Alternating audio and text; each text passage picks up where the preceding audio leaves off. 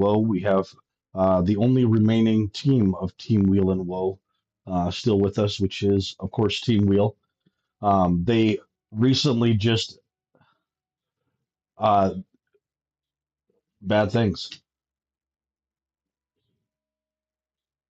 I mean, that's what happens to that. That's what happens when your team's name is Woe. Um, that's right. That's right. But we did have a guest appearance from one of Team Woe that was able to try to uh, take out the party. It hurt pretty bad, um, and like emotionally and character wise, um, as you were able to defeat and there was a spell that was cast around the casket of Strahd. Strahd was able to escape as mist um, during this brief interruption, and you now find yourselves um, in the in Ravenloft Castle, knowing that Strahd is out, the master of the house is out skulking about. There is a moment that you have. There's kind of a thought of, can we kind of take a break? Can we get us a chance to kind of refit a little bit? But there is danger all around, and you are down in the deepest levels of Ravenloft, down in the dungeons. Um, the as the effect of Miev's amulet that she possesses, as it dissipates, you are suddenly plunged back into the. You feel as the as the magical effect that she unleashed of the burning sun, um, with the amulet of Ravenkind, with the symbol of Ravenkind, as it extinguishes, you suddenly feel the wave of this oppressive wave of depression and hopelessness that you hadn't realized had suddenly abated during that time that that the symbol of Ravenkind was alight, and are now surrounded by again oppressive darkness and this lingering sense of doom, this sense of hopelessness and despair that seems to empower the undead in this area comes in this thrumming wave like like a like like a bruise that almost has a this throbbing to it, um, and the more that you kind of focus in on the source of that throbbing, you can hear it almost in your body and in your soul, this thump thump thump thump. It comes in these waves, and you recognize and realize that it is a heartbeat.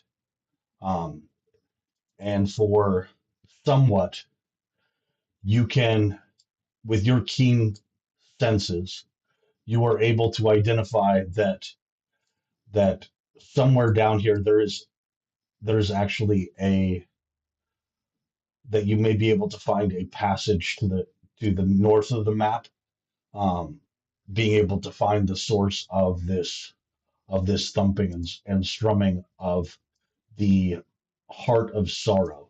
Does anyone remember what the heart of sorrow actually is?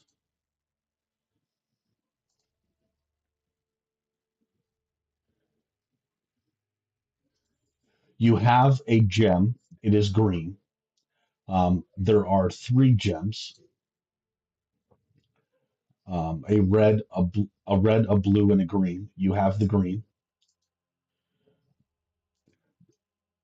Corrupted. Yep.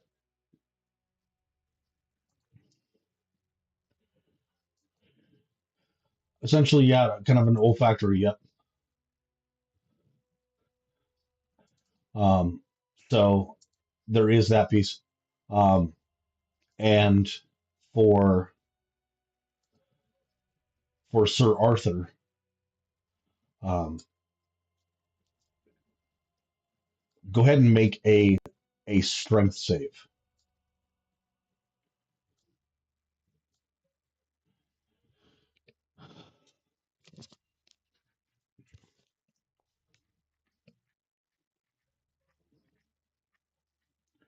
All right, Sir Arthur. Um, while you are standing there watching as Miev is examining the sarcophagus, as the light of the symbol of Ravenkind,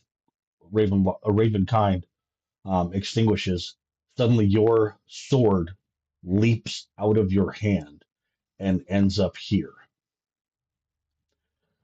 It rips so violently from, and you almost keep a hold of it, but it pulls so violently that it slips out of your hand, and you weren't really ready for it in that moment. Um, as the sword leaps out of your hand, what do you do?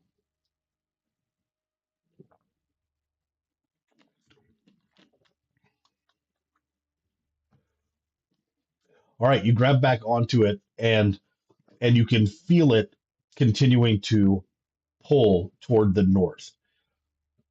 As you kind of you can feel that there is a you can feel that there are thoughts and emotions that are not your own that are trying to um, exert their will on you. Um, do you resist this, um, or do you kind of open yourself up to it?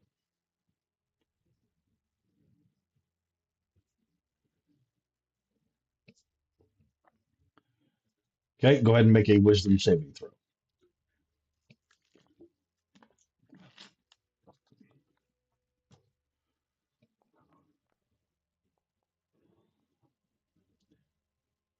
All right, with an 18, as you feel this strong compulsion try to overtake you, you can tell that if you had not been able to resist the strong compulsion, you would have started to walk toward the north of north on the map, away from Strahd's tomb, to the other side of the catacombs.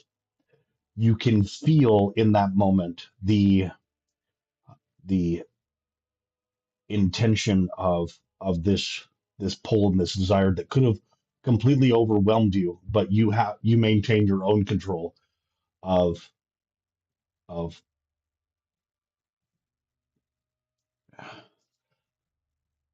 have you ever been walking someone else's dog, and then suddenly someone else comes into view, and now the dog is pulling on you, right? And the kind of emotion that you can sense in that dog of like, I want to go that way, I want to go that way, I want to go that way, right? That is okay. That emotion that you can experience that your dog has in that moment is what your sword is having to go north.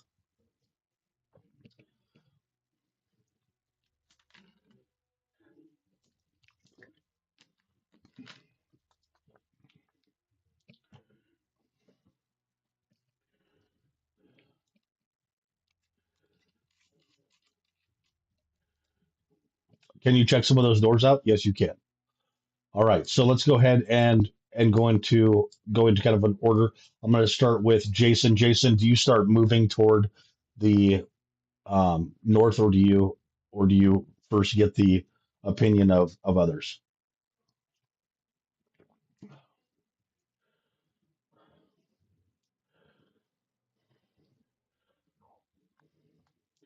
Don't worry, someone has separated himself from the rest of the party. Nothing bad will possibly happen.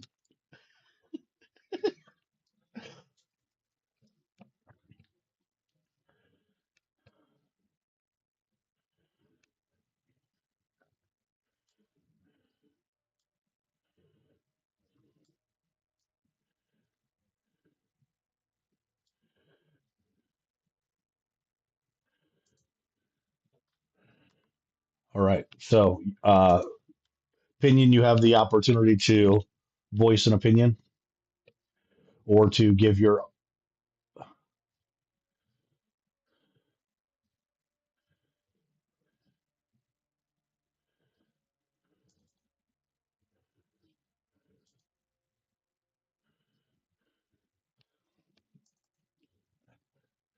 This logic seems to make sense. Uh, Miev is somewhat is somewhat out of it after kind of the letdown of the symbol of Ravenkind. She's likely to just go along with whatever everybody else is doing, probably for the next 3 hours. Um, uh, Esmeralda seems most concerned with finding, where where the heck did that guy with the bow go?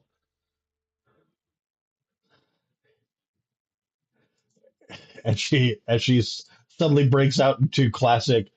It's just me, Boma. All right, and she goes looking for somewhat. Somewhat, you come to a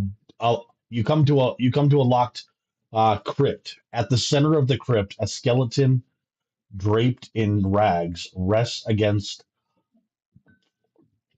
atop a marble slab. Oh, sorry. Here, hold on. Yeah, you were able to get the door unlocked. While most of the bones appear to have been neglected and covered in dust, the skull has been meticulously polished and gleams in the dim light.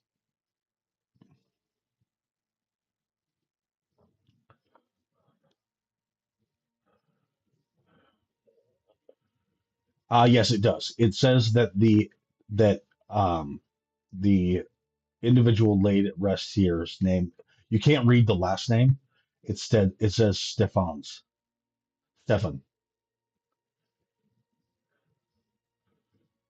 As you start to walk away, you watch as the skull's mouth starts to open.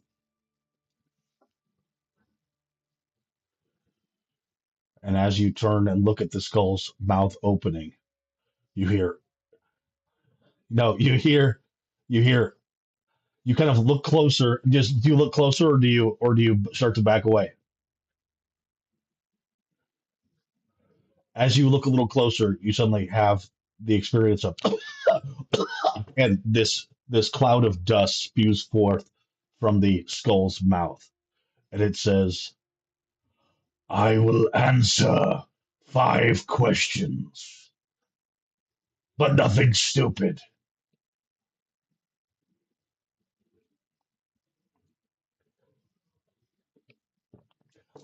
I'm Stefan. Next question.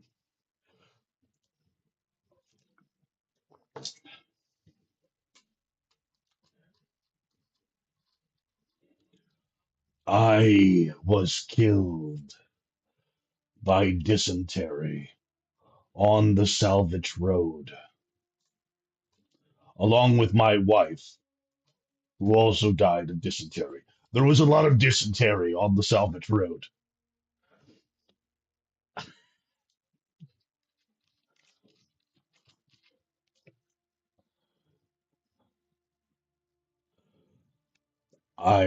Okay, sorry.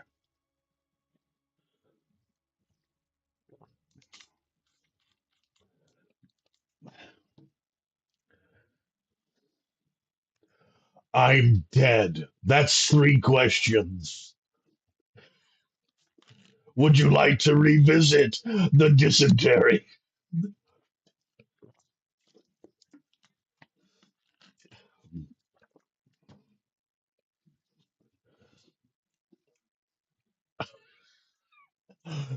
All right. So, because of this conversation happening, it's pretty easy um, to locate somewhat. So you are all in that vicinity, whether you're on there on the map or not. So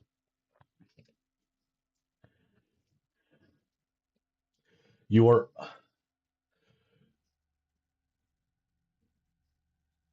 It it was No, wait. He said right, and he had a question mark at the end of his right. No, you weren't. I said you're in proximity of someone, no matter where you are on the map. You said I have two questions right, and Stefan says correct. You have two questions remaining. Now you have one. Wait, don't leave. That was only four questions. God damn you!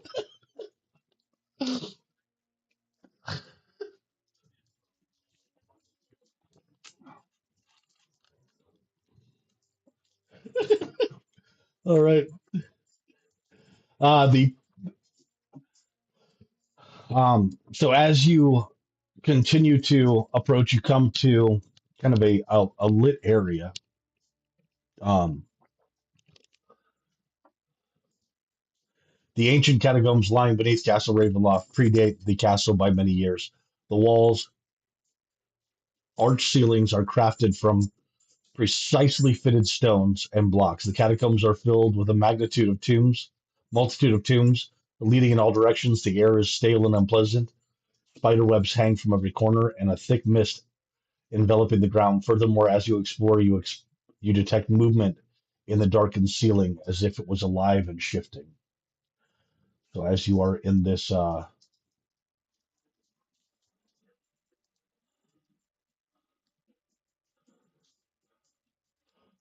down here, down in this direction from where you are, Sir Arthur, um, you can see that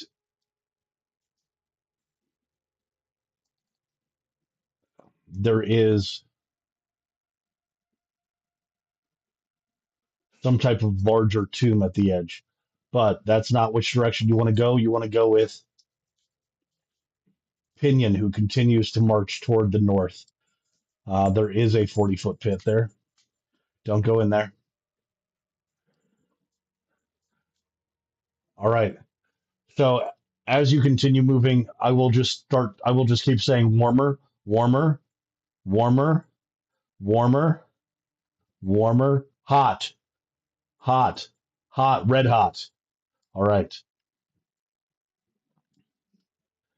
The sign on this door is very clear. There is a actual tapestry and picture um, in the hallway, and you almost for a moment there think that you're seeing Strahd, except like a better like why didn't Strahd use this picture as opposed to some of the other pictures that he's used in his castle? Um, like definitely like a catfishing profile pic, but it is actually the tomb of Sergei, which was Strahd's brother. A set of white marble steps lead down into a tomb with a 30-foot high vaulted ceiling. Here, a sense of stillness prevails, creating a calm amidst the turmoil. At the heart of the tomb, an intricately decorated coffin rests upon white marble slab bearing the name Sergei von Zarovich. Behind the coffin, towards the north, lie three alcoves. In each alcove, a beautifully crafted statue depicting a striking young man flanked by two angels stands proudly. Their appearance as pristine as when they were first erected. An iron lever protrudes from the south wall, west of the tomb's entrance.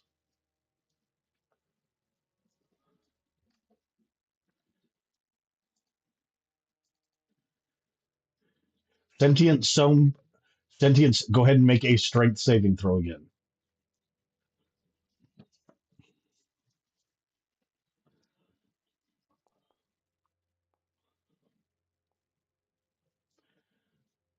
All right. So, um, your sword flies from your hand once again, and let's see, and it is now hovering above the tomb. It slips through the slats of the portcullis and is now hovering above the tomb of Sergei.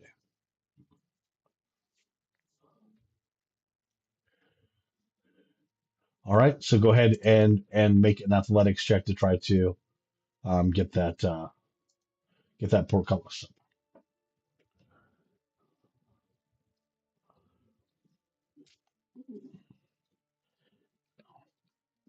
You sir can.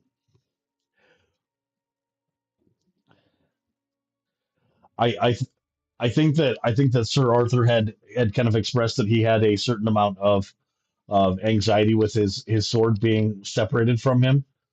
I don't know that he listens, but Pinion, you'll be the first to observe any traps that do occur.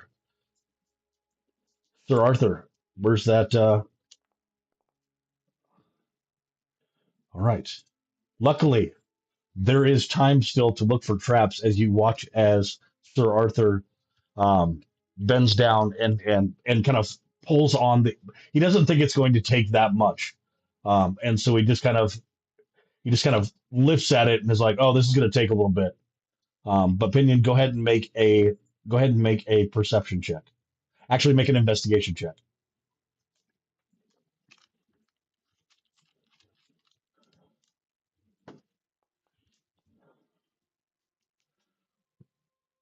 All right, Pinion, you are looking for traps.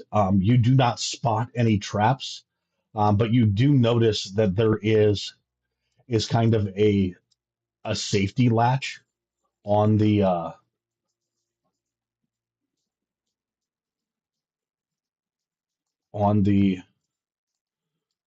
yep, that there's no way that that it's going to raise unless you actually release um, these catches that are essentially in place, kind of holding it in place. Even if someone tried to, raise the mechanism, like you have to go over and unlatch the pieces. So um, the bars are 4 inches apart.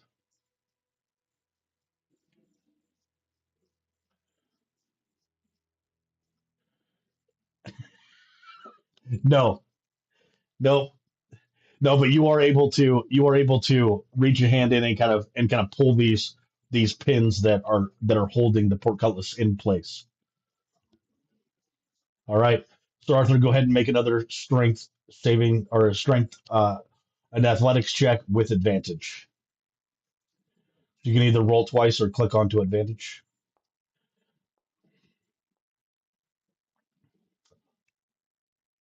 All right. With an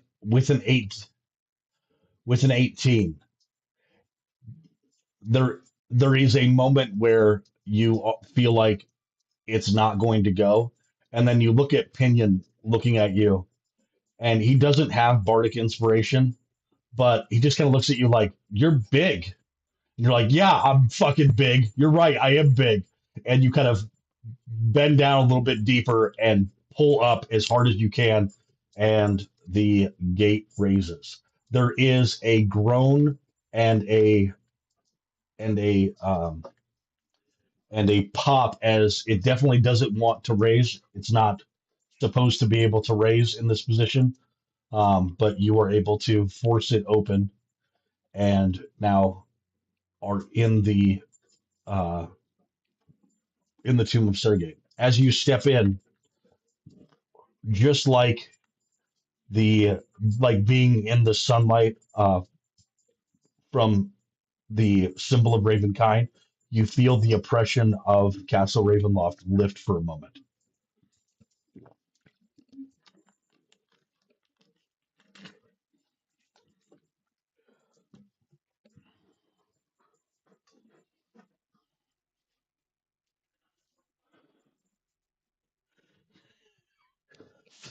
Oh shit! All right, yeah.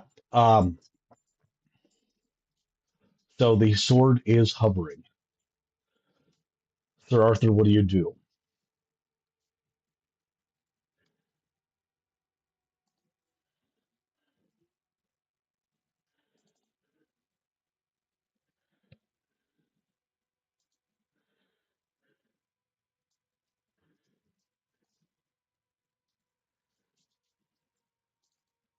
All right, as you reach out for it,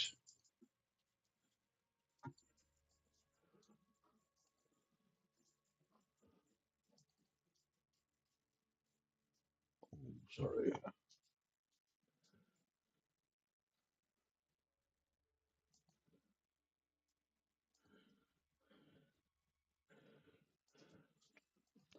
All right.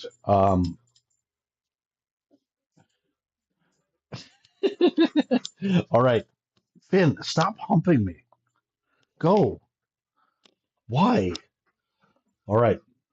I know he hasn't seen me all weekend, and he's very intent on letting me know that he missed me during that time. All right. All right. So you reach out for the sword. Do you attempt to do it with strength, or do you try to persuade it?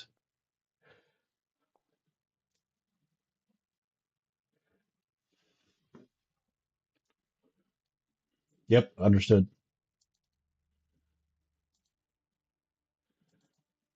Okay. Go ahead and make us. Yep. Go ahead and make a another athletics check.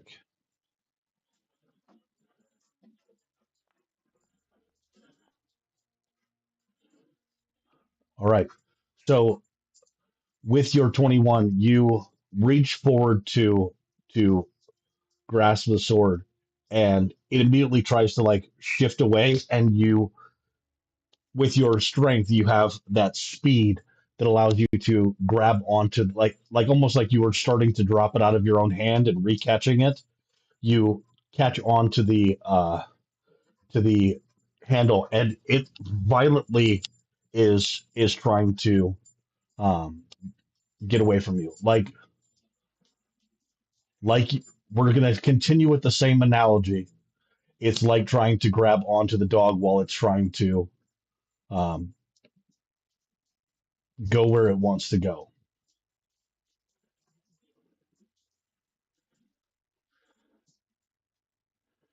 He is.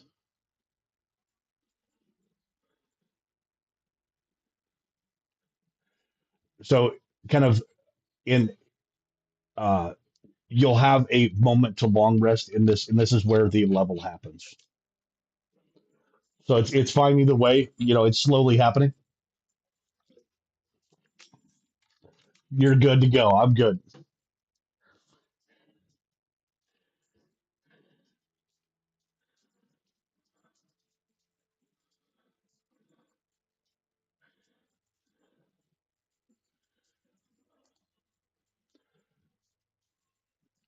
Yeah. So in that moment that you start to release it, you suddenly feel this incredible amount of happiness at it, and the sword stays with you. You go to release it, and it like stays with your hand and comes down, and also um, pries underneath the pries underneath um, the tomb and assists you in lifting it.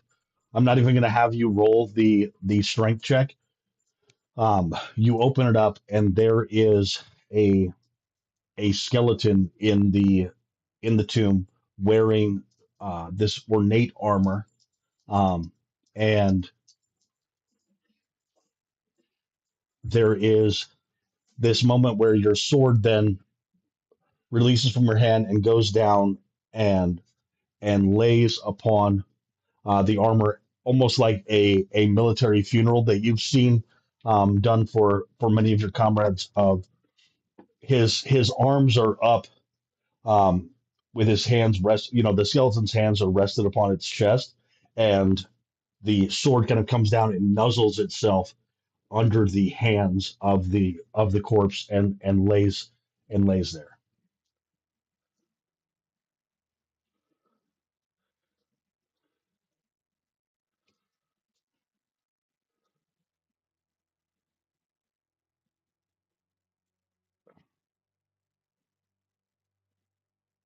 So you go to sweep off like there's got to be some dust in here, right? And as you go down to dust it off, you realize that the place is immaculate. There is no dust. and you hear a voice. I do clean. You understand that, right?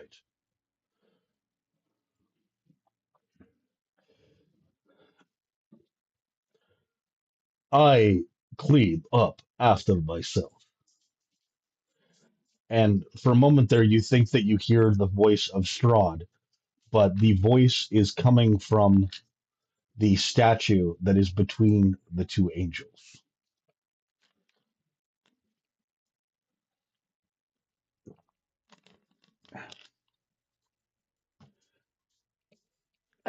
I am Sergei von Zarovich, and I appreciate you bringing and reuniting me with the pommel of my sword. It seems that it has taken over your previous weapon. I apologize for its tenacity in returning to me.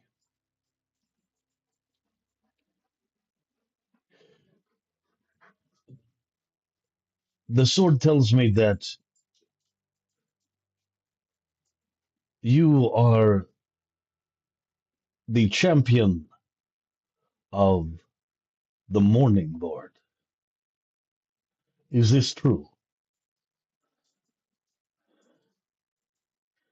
It seems to be, but that does not mean that it is. What are your intentions? And you realize that in this moment you have the ability to critically succeed with your answer, or you have the opportunity to come up with some bullshit that allows you to roll and possibly succeed. So, would you like to make an insight check prior to giving your answer, or would you like to answer?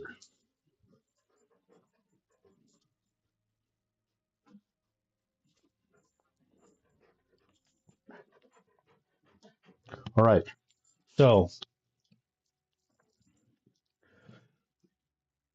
flash of genius plus five.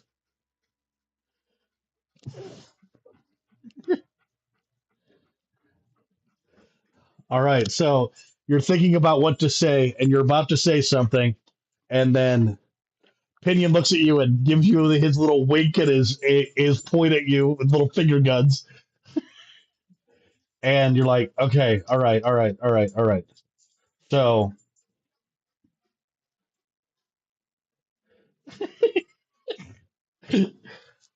so does does Sir Arthur have a brother?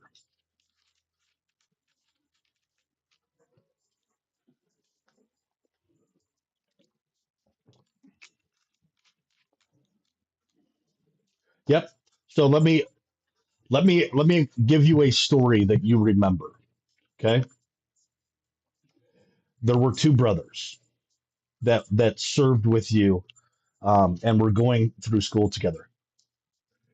Um, they were very close, but then one of them fell away from the path,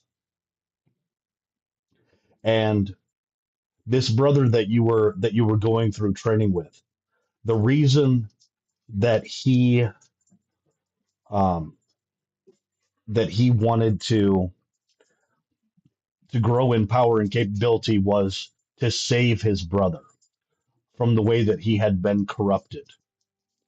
Um, one of the senior members of the order that you trained with um, killed an evil necromancer, and that necromancer was this guy's brother. And even though you had all sworn to fight evil wherever you found it, and to destroy the undead and those that serve its power, your brother went absolutely ape shit on, or this guy's brother went absolutely ape shit on that senior member and was kicked out of the order because It didn't matter what his brother had done. That was his brother. And so as you remember this situation of losing a brother in arms because of his devotion to his brother being greater than his bond of his oath to protect others and to destroy evil wherever he found it. Sergei von Zarovich is here as you are seeking to find Strahd and destroy him. Is that not kind of an intention that this group has? Right? Is asking you what your intentions are here. And you need to answer honestly.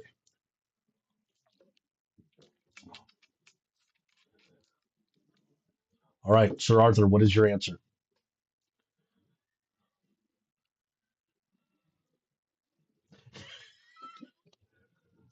All right.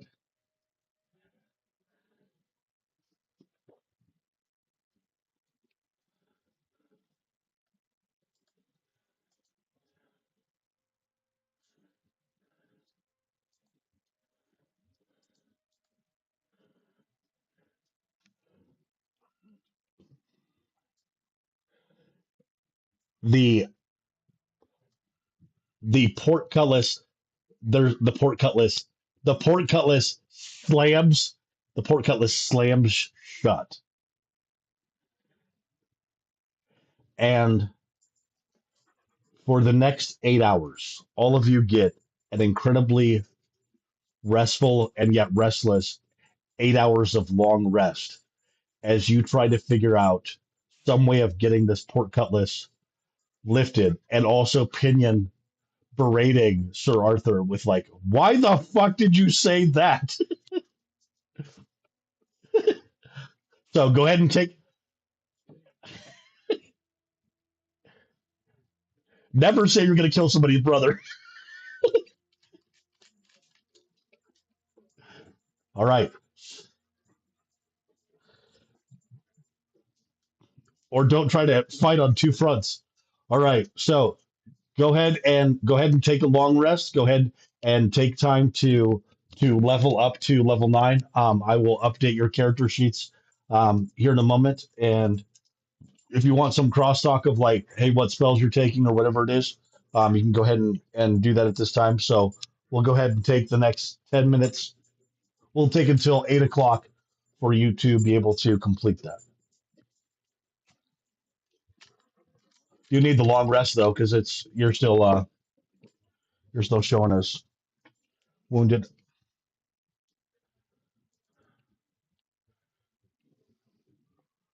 That's nice.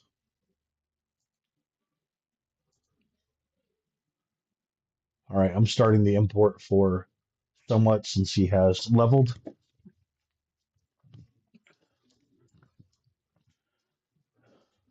Okay.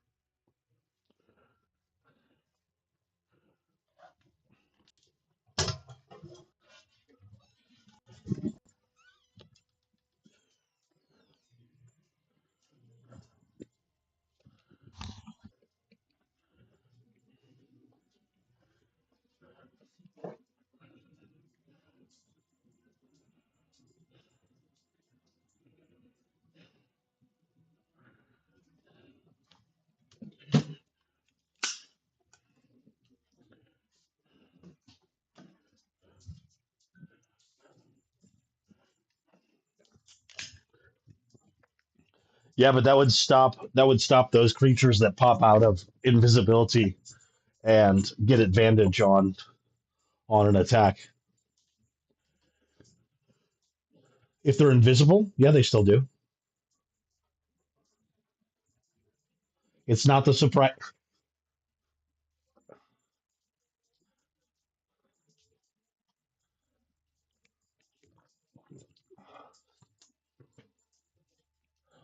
They can if they're not using that site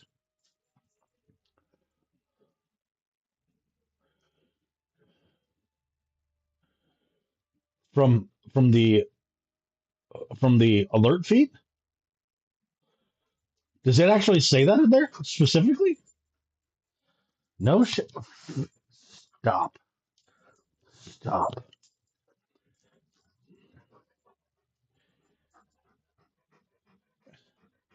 That's nice. That's nice.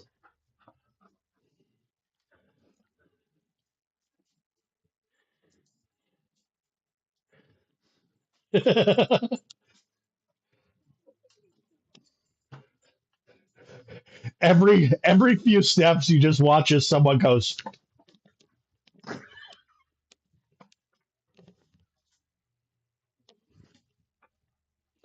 Sorry, I thought there was a spider.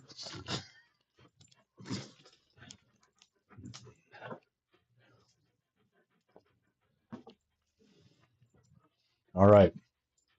For some reason, I cannot see this location at all. Why is that? You know what I'm going to do? I'm going to bring Miev in and see if that fixes things.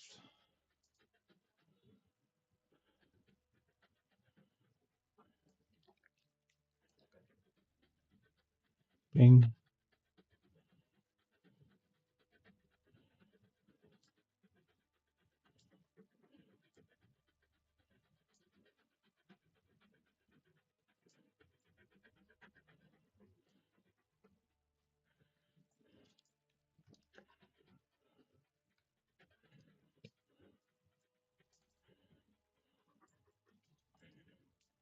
That's awesome. All right.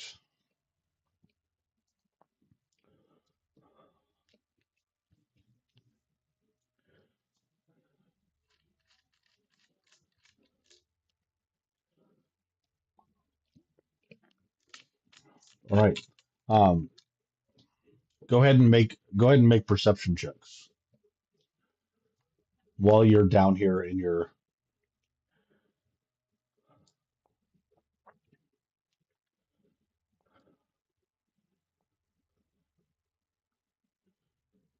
All right.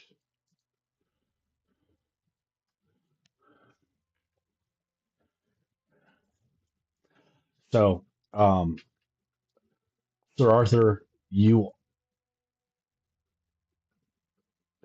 and Pinion, you and Pinion are both still arguing about what he should have said to about the idea of what are your intentions. Um, the for somewhat even down here in the depths of this dungeon, you can hear the sound of warfare, um, and you're not really sure what that might mean, but you have hopes of what it might mean. But for the players themselves, there is a you can watch as multiple different armies are marching upon Castle Ravenloft. Um, a lot Esmeralda is now skulked off in the while you were approaching the dungeon, or she would have let you know. Or actually, before she left, she turned to Pinion and said, "Your sister's coming. I have to go." Um, and then blinked out and is and went invisible before she could answer what the heck does that mean. But there are an army of druids and an army of werewolves that are descending upon Castle Ravenloft. The entire castle is on high alert, and platoons of Strahd zombies are marching uh, the bridge of Castle Ravenloft, using that choke point um, to try to stand off these invading armies. However, they are marching through thorny growths that are popping up, and they are marching through um, werewolves that go charging through the out that go charging through the thorny growths as they care nothing for the slashing damage that it's creating to them and go running in and fucking take on. And it doesn't matter what rules is written would actually do to werewolves. They are impervious to the effects, and are working together with the druids as they slash down wave after wave of Strahd's armies, attempting to move on the castle, which then which then makes for a very boring time of the four of you all sitting in this tomb for the last 8 hours, trying to figure out different ways of getting this door open. What are some different ways that have been attempted over the last 8 hours to get this door open? Brute strength. Sir Arthur is fucking just in a puddle of his own sweat as he has repeatedly made attempts at lifting the portcullis the same way that he did in order to get in here. Secret pet, right? You have there is the lever that actually, and you can hear the counterweight system actually engage as you flip the lever that's over on this side of the wall, right? That actually operates the portcullis. And um, you know how you try a switch that should be working and then it doesn't, and so you continue to try to work with it a few times as you hear the system engage. Like, have you ever had a garbage disposal stop working on you, and you can tell that it's trying to work but doesn't, and you're like, maybe it'll just kick through, maybe it'll just kick through, and you kind of keep playing with it, and it doesn't kick through because your daughter spilled aquarium rock down the sink, and it has completely.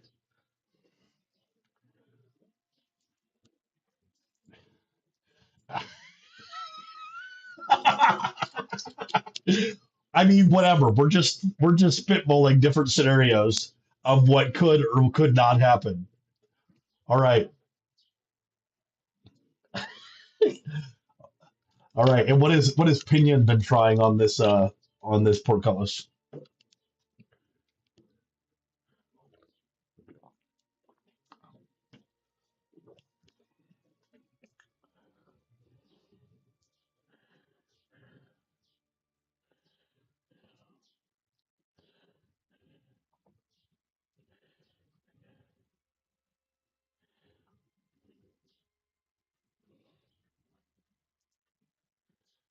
All right. So there is a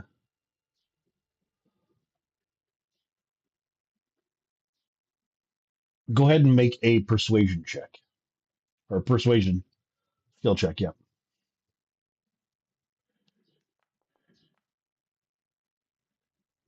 Yeah. All right. I do know family. What are your intentions?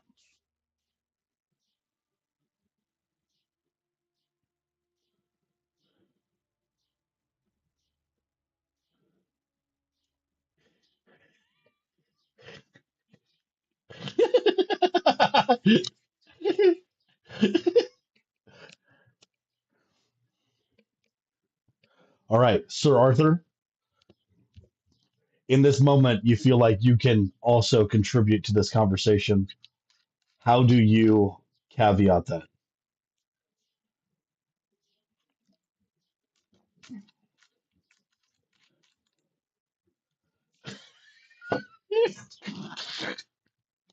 You lose you lose 2 points of influence with Pinion and gain 2 points of influence with Sergey.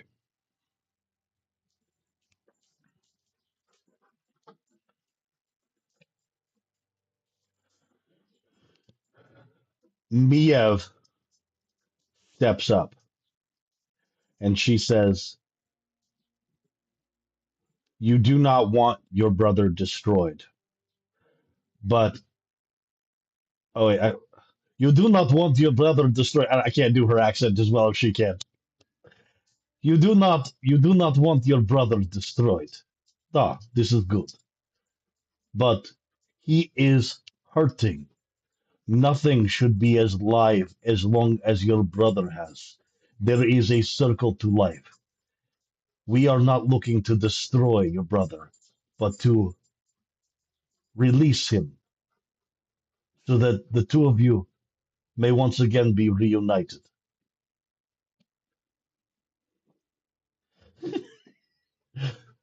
All right, Sir Arthur, do you mash on the like button for Miev's comment? Okay, hitting the love button. And he's so Sir Arthur's like, yeah, what she just said, that's what I was going to say. That's what I meant. All right,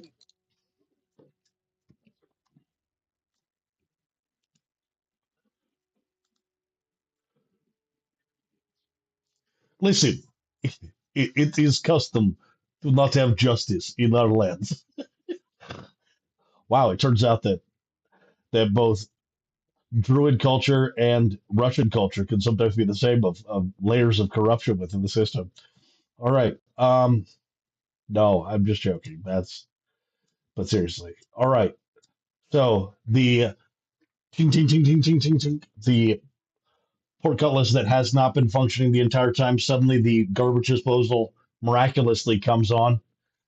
With the third, the chicken has finally thawed and it's been groaning and trying to work its way through and kicks in. And the portcullis opens and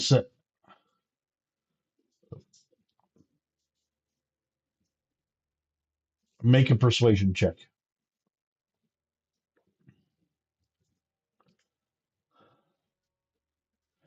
I know, but the guy that's not very good at persuading stuff just spoke up trying to persuade some stuff. Hey, you can either be good or you can be lucky. All right.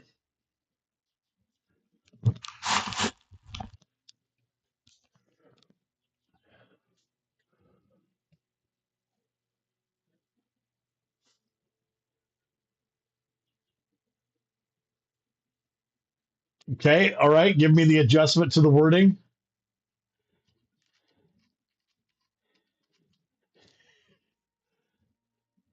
It's closer. Try one more time.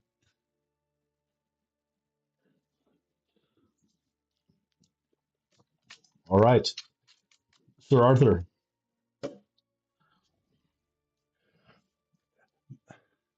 The sword um, springs back to your hand, and there is a moment where you realize that the sword does not share the same level of brotherly blonde bond of blood, kind of a blood is thicker than water kind of idealism. The sword does not share that. You can tell that the sword wants to fucking kill Strahd. All right. Yes, he wants that. He wants. I love killing undead things. All right. Um, and go ahead. Jason, what is?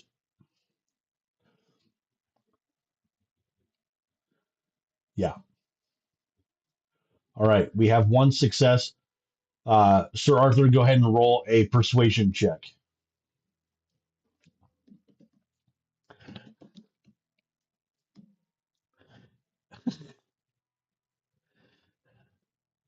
God damn it. Add five.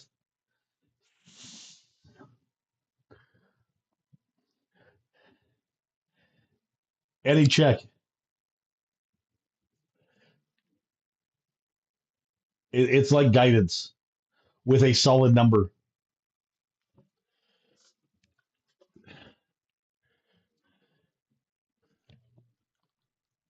or a saving throw, and you can use your reaction to do it. All right. So,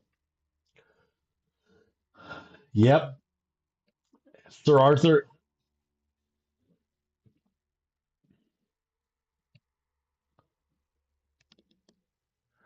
Sir Arthur,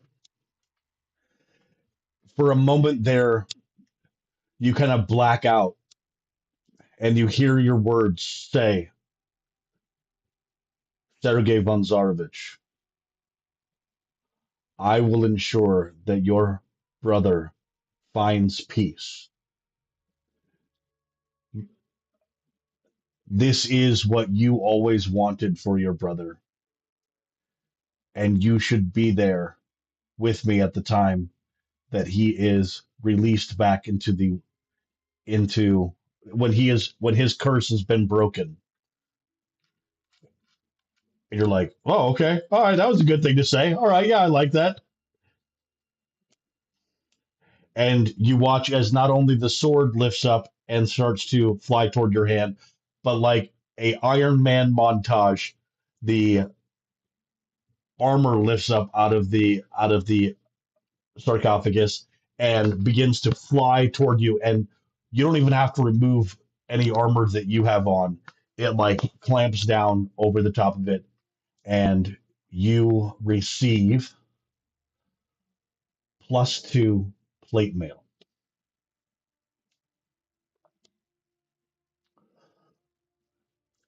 You are you are now what a DM calls a problem. So you have a +2 sword and +2 plate armor.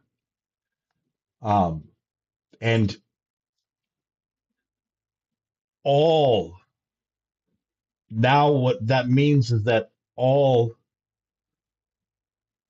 combat NPCs have magic missile. So, all right, let's go ahead and continue.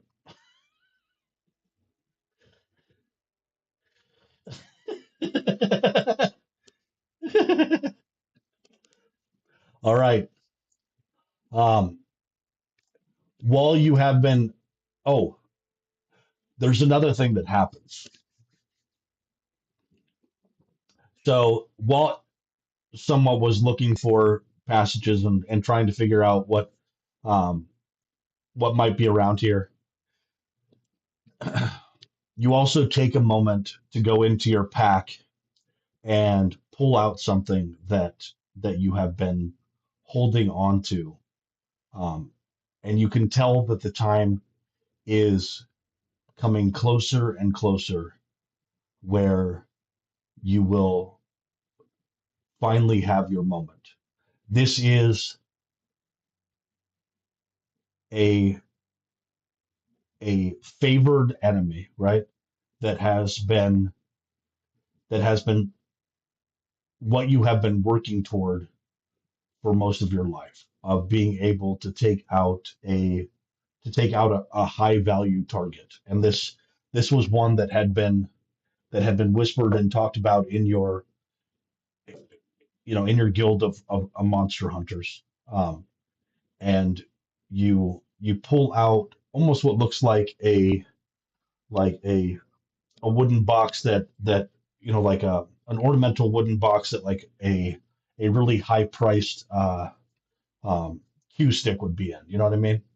But instead, you open it up to take a look at it. And this is your paranoia is to the point where even your own party members that you have started to be able to trust with your own life, um, you're still not going to show off valuable things in front of them, right?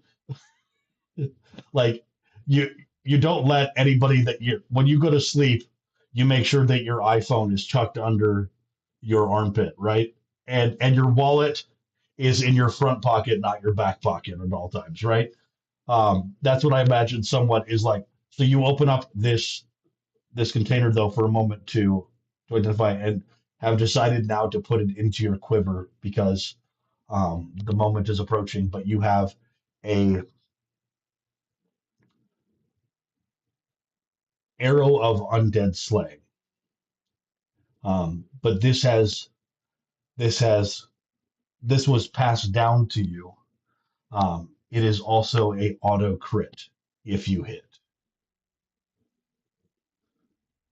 and there is one purpose that this arrow was created for, and that is to kill the fabled um, domain of dread Lord Strahd von Zarovich, and to end the curse of this place. Now, who did you receive it from?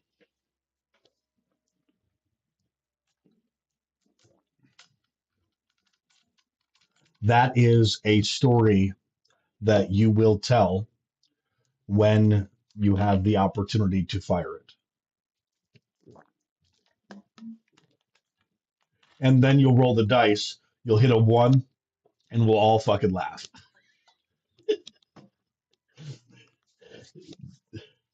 Right. Yeah, you do. Yeah, you probably have an advantage. It's fucking not snake eyes. It's dragon eyes. Uh, all right. So the door is open. While you were walking through the catacombs, you did spot a faint, glowing, um, red, pulsing light um, at one point that you could see through the darkness, and that's back toward that lit, back toward that lit, back toward the just past the 40-foot pit. All right. So as you come to that hallway that you're in right now, yeah, you can see it, right? And as you look at that, it's not a wall, it's just a step down. As you look at that location, you can tell that the and as you go up to it, are you going up to it? I can't. I'm not there yet. Hold on 1 second. Oh shit! I went past it. Back up. Back up. Back up. Back up. Got it. Fuck! It didn't do it. All right. So as you come to that location,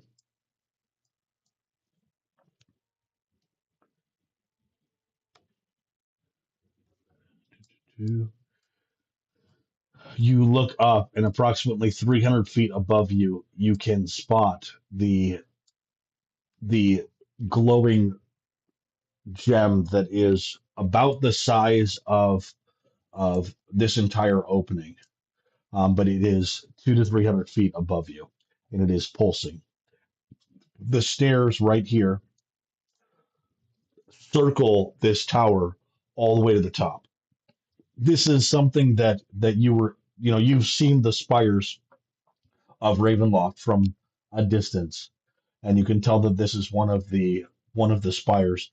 There were times that you could even see a faint red glow that was coming from one of the spires. So, what next?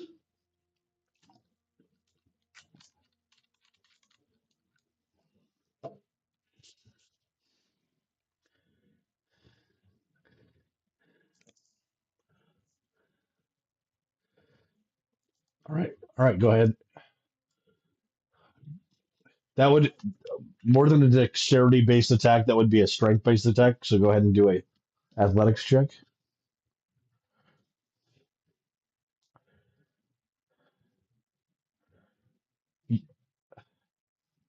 Well, that's what he did. That's why he just went up and did that. All right. So, what's the plan for? Nice. You have the dexterity to be able to play it off as if you weren't even trying to do anything. All right.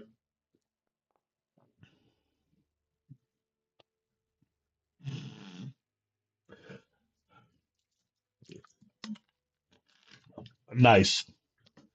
All right.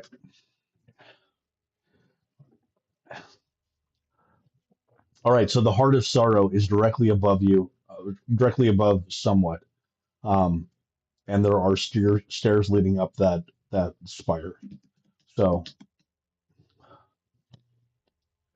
boom, you go up there. All right, 90 feet of turn. Let's see if these teleports actually work anymore. I bet they don't, which is really gonna piss me off.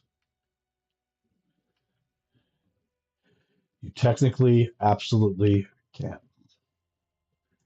All right, let's go ahead. Let's go ahead and do something a little bit different.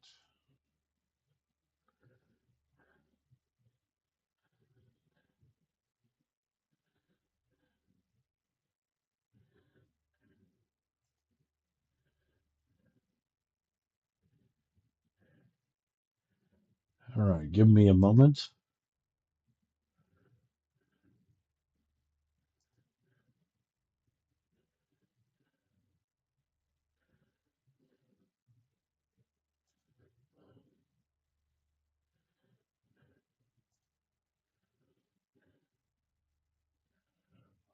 Son of a bitch.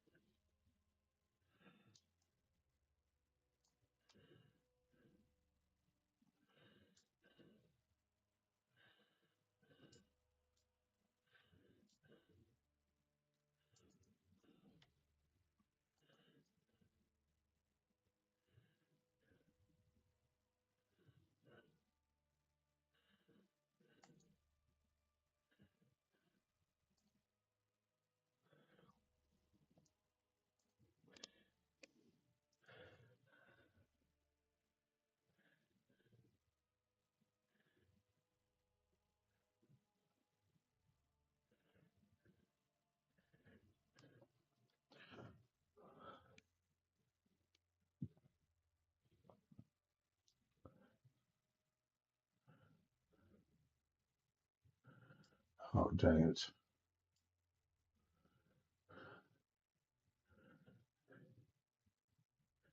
It does not have.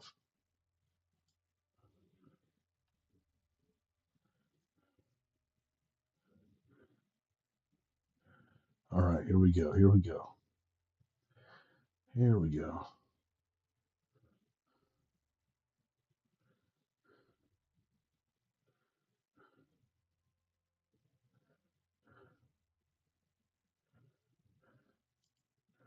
Hold on one second while I try to figure out where I'm at.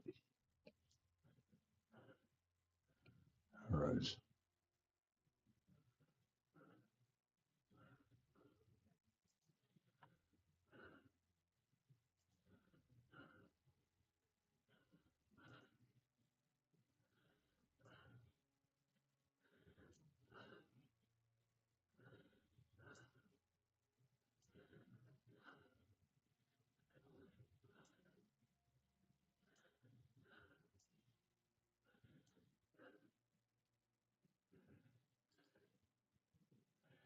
All right.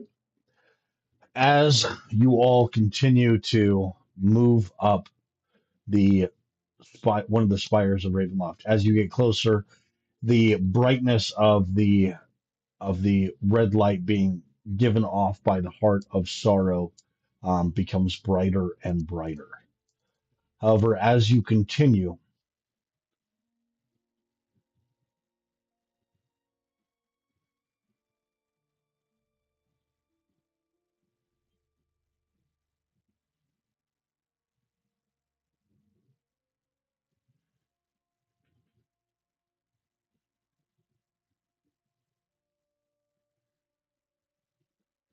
oh, come on, where is it? I need. Uh, give me one moment. Mhm.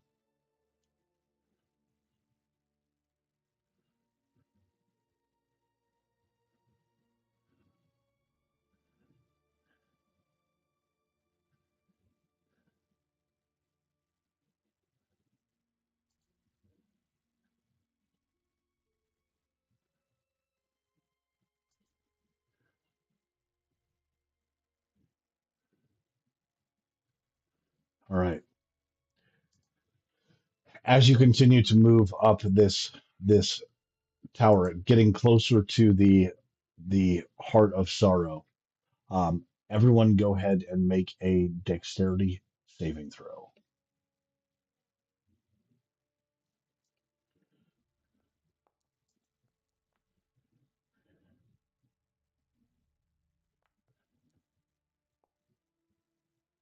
All right. Good. I'm glad that I'm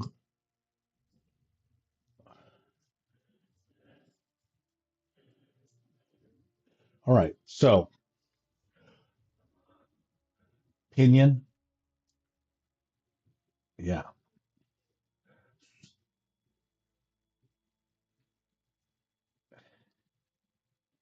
All right. So, Pinion, as you are moving up through these stairs, there is a moment where you're you've been marching up these stairs for a while, but you're closer to the ground, and you notice what an interesting design and how useful it must be in order to um, transport goods to the bottom of the stairs as you realize that all of these stairs can collapse into a ramp, which must be really nice for being handicap accessible. And also, and then you realize it's far too steep for handicap accessible. And while all of these pinion ADHD kind of thoughts are going through your head, suddenly the trap of the spiral stairs of the northern spire suddenly activate. And because of that, you are a little bit quicker to be able to grab the side or grab onto something as all of the stairs um, suddenly collapse into slickness and the entire tower starts to shake, almost sliding you off. All right. Um, somewhat you start to descend quickly down the stairs and you realize that they are angled away and you will soon be actually pushed over the edge. You start to do the calculation of how many feet versus how many d6, and it's going to be a lot. Sir Arthur, do you have a plan for how to deal with this? Yes, you do. All right. Your wings alight and you start to hover for a moment and are watching as Somewhat and Miev are spiraling toward their possible death. Miev, being the smart person that she is, has her own flash of genius and pulls out her broom and speaks the command word and starts to hover. Somewhat, somewhat looks up at her and goes, "God, I wish I fucking had a broom of." And what does somewhat do in order to stop his descent?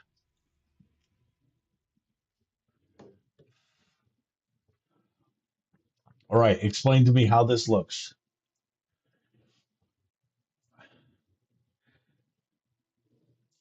Sounds good. All right. So, as you are sliding down, quick thinking somewhat throws up a rope and it attaches to fucking nothing, grabs on and starts to climb up. I'm thinking that even that you even throw it up toward kind of the middle of the room, right, and are still just like dangling above everything and are um, essentially climbing toward a spot of safety. Um, hey, exactly. It's all going according to plan. Um,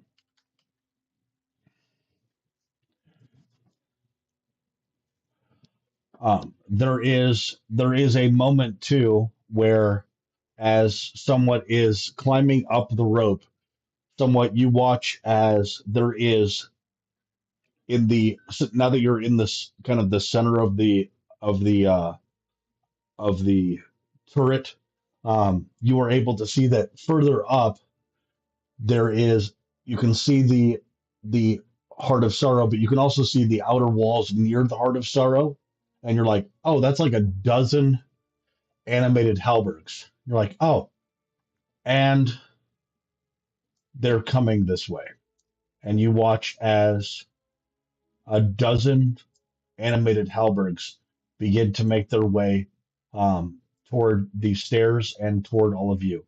Now, Sir Arthur, you have decided to hover there in the middle of the um, or how where are you positioned as you are hovering there? I'm trying to figure out where I can actually place you on this map too. Hold on one second.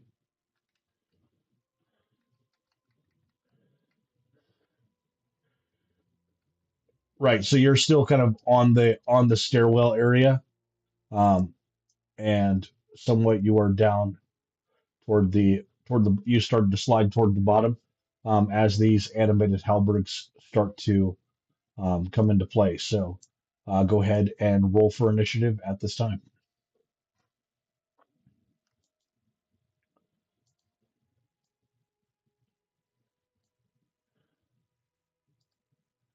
I will start the encounter. The encounter has been started. Go ahead and roll for initiative.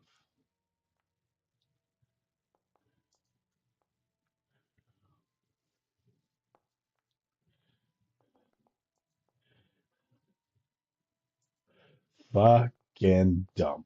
Hold on a second. Has everybody else is updated in D&D Beyond, right? Got it. I'm updating him now. Let's do that before we get into this. Your proficiency bonus would have been added to your initiative or not? That's only this isn't affecting anything that way, is it? No. Right. Got it. Yep. Good to go. All right.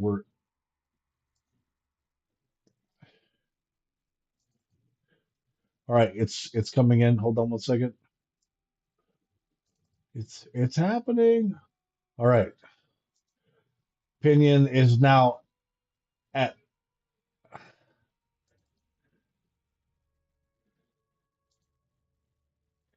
everything is going according to plan. All right. Somewhat. You're up.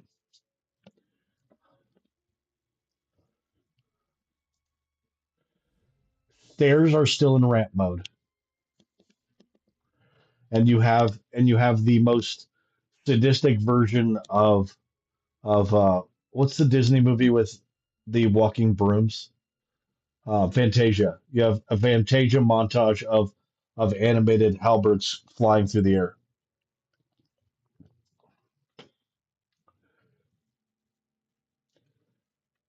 That is possible from Rope Trick. Let's go ahead and go back up to Rope Trick. All right, Rope Trick. You touch the extra dimensional space can be reached by climbing to the top of the rope. The space can hold as many as eight members or eight medium or smaller creatures. The rope can be pulled up into the space, making it disappear from view of the outside space. Attacks and spells cannot come across the entrance into or out of the extra dimensional space, but those inside can see out of it as if through a 3 by 5 foot window. Anything inside the extra dimensional space drops out when the spell ends. So you cannot fire from inside that space. Okay. But being able to descend, fire, and reascend is possible. The thing that I would say though is, and you tell me if this is you find this correct, you're only able to get out so far and your attacks are at disadvantage or negated, normal roll, right? Because of the fact that you're trying to Circus Soleil fucking shoot from a rope.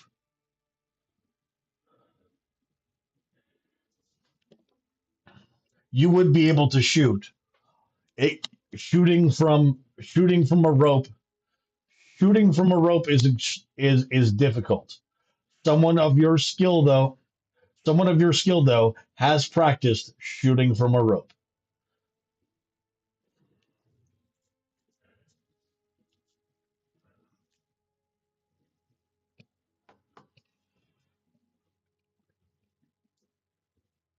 Don't worry about the don't worry about the movement. It's yeah, you just have enough movement to be able to get out and get back in. You also have that moment of vulnerability if someone decides to hold their action and wait for you to come out.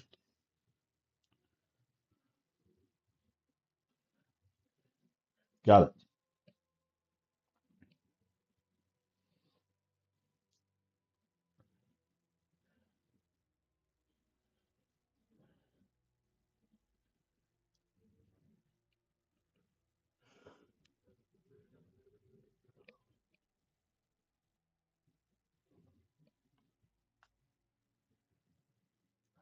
Hold on a second. I'm gonna shift you guys maybe to a different view here for a moment.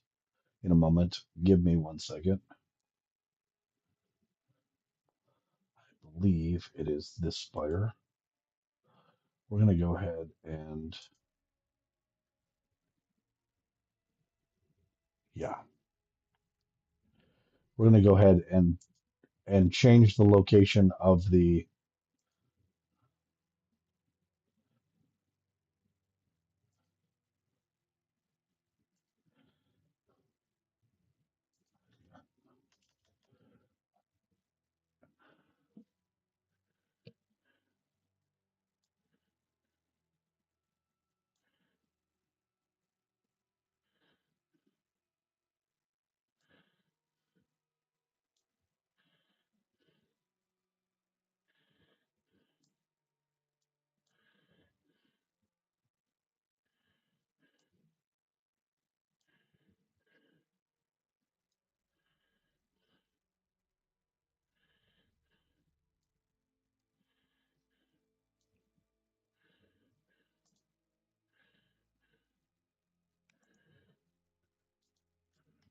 Right.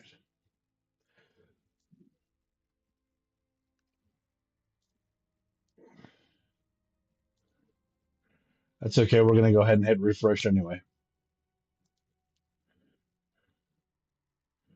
One moment, please. One moment, please. All right. Does everyone remember what their initiative was?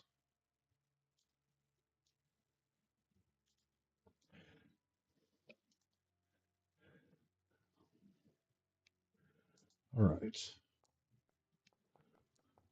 Somewhat rolled a 32, which isn't even a thing.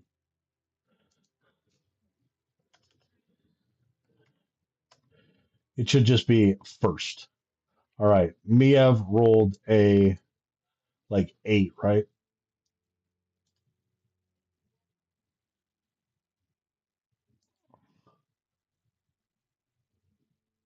She was last though, right? Yeah. All right. Sir Arthur, are you pretty much in the same position that you were in?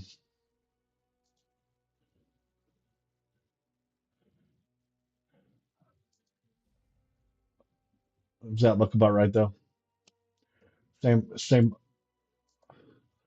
All right.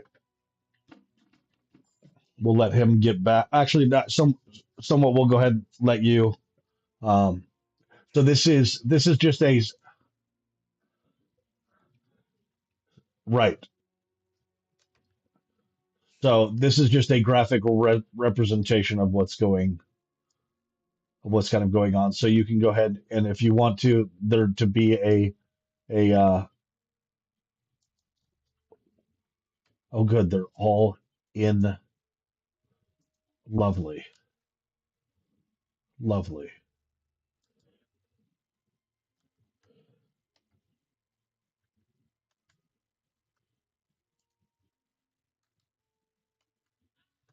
All right, you see these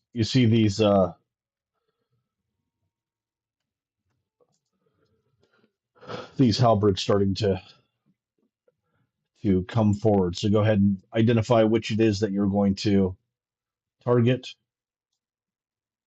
and come after. I am going to try to turn down the redness of this red just because that's a lot of red.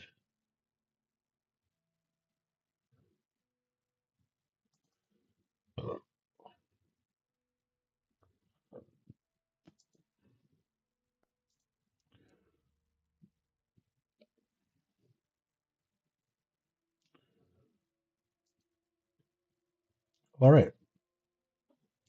So which one did you shoot at?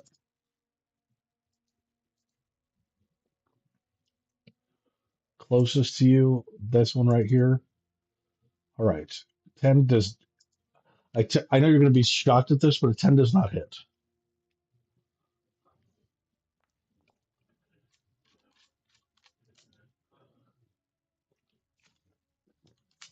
12 does not hit.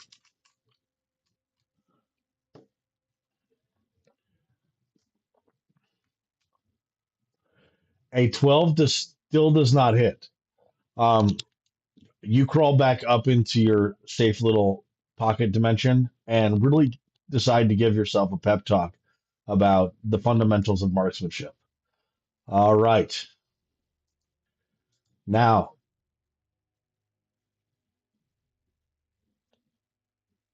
they're used to not seeing you in the fight, but seeing the effects of your fight. All right. Let's go ahead and move right along. This one has not activated itself yet. This one has not activated itself yet. Sir Arthur, you're up.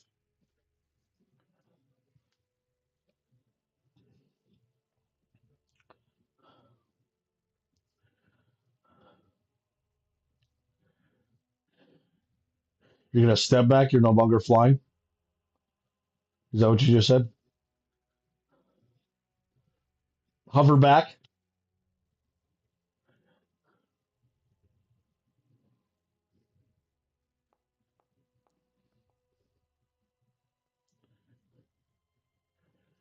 All right. With a 20 to hit, that does hit the halberd. Go ahead and roll your damage.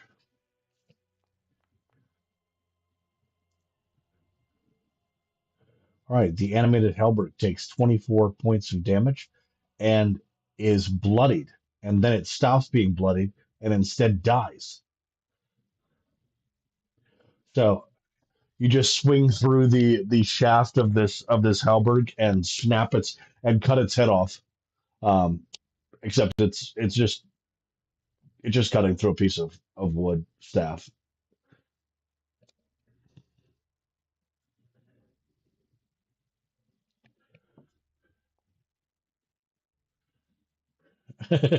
All right, you swing away and you instead hit the metal portion of the halberd and just clang off of the metal as opposed to hitting the staff, which is more difficult because this one's actually aimed at you and getting ready to poke at you or slash at you. All right. Anything else for the Sir Arthur?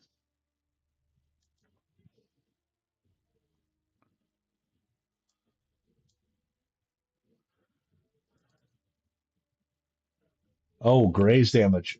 Yeah. A little bit of graze damage in there.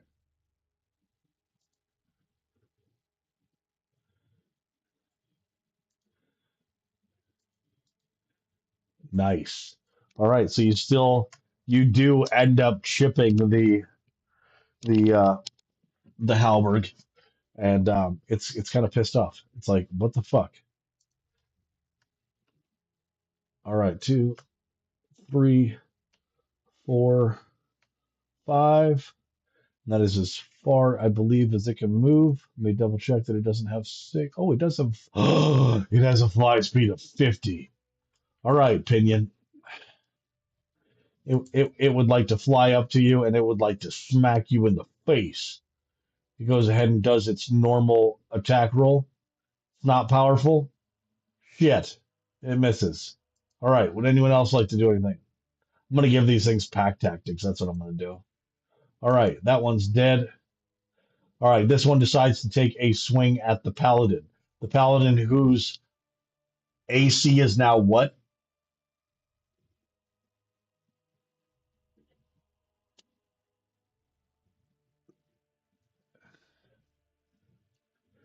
You're at 20. Okay. Yeah, yeah, yeah.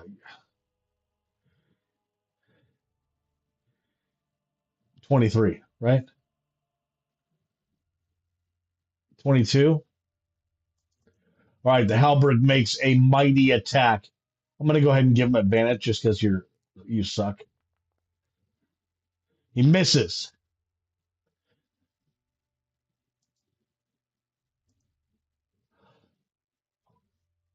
Wait, what am I talking about? I'm going to give. Duh, I forgot about the fact that there is still a a magical field that is affecting the defenders of Ravenloft. Pinion, you're up. Roll with disadvantage.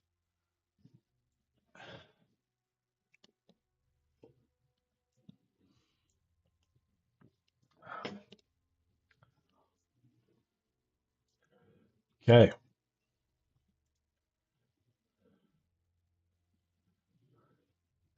They are lining the entire wall, so swing away.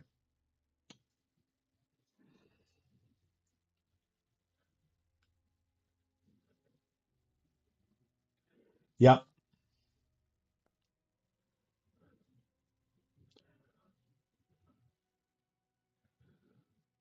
15 hits the animated halberd. Which one was it that you were hitting?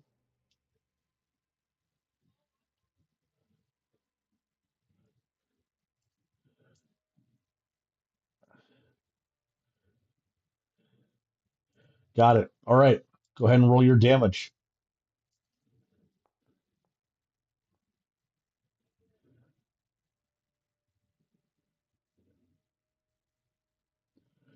10 points of damage.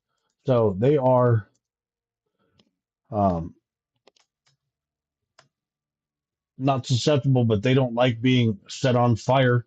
The burst of your firebolt starts the handle on fire. It doesn't seem to be impeding its behavior or capabilities, but it is on fire. Anything else you got? All right. Should we should we say that Piston is a part of this fight though? That he regenerated?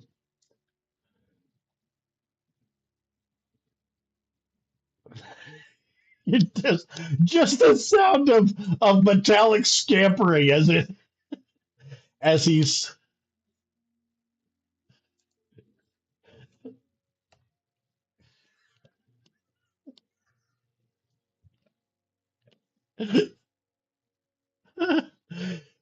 out. Uh, uh, yeah, Tommy, go ahead and take inspiration for that. All right, so you got another point of luck just now. Well done. All right, um, what should Mia do?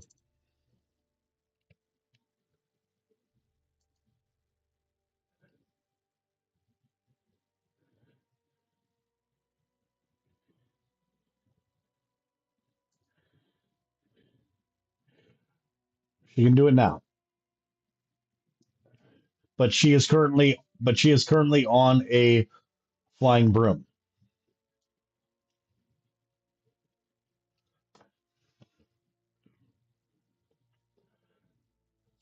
Shot clock. 5, 4, 3, 2, 1. Go. All right, produce flame. That is true. She always does use moonbeam. All right, so she goes ahead and casts a moonbeam. It's a marvelous night for a moon dance with the stars up above in the sky. And she casts that moonbeam directly onto the one that Tommy just attacked, and it makes a Constitution saving throw, or it attempts to make a Constitution saving throw, and it does not make it.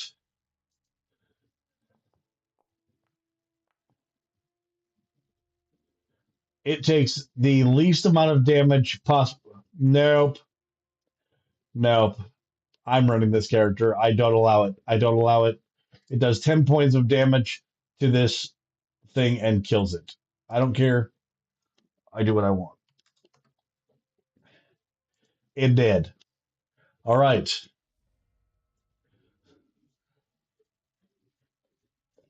What are you talking about? I just, when I'm playing a character, it does good. If you want your character to be amazing, have it be piloted by God. All right. So Jesus Christ just went. Now it's someone's up. Half orc female Jesus just went. Now it's time for someone. And yes, next turn, like Jason or yeah, Jason said, it'll be sunlight. All right, a 14 does not hit. You all watch in awe as somewhat continues to shoot arrow after arrow and miss. All right.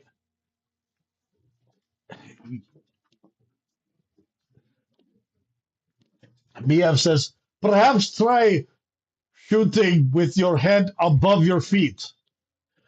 All right. And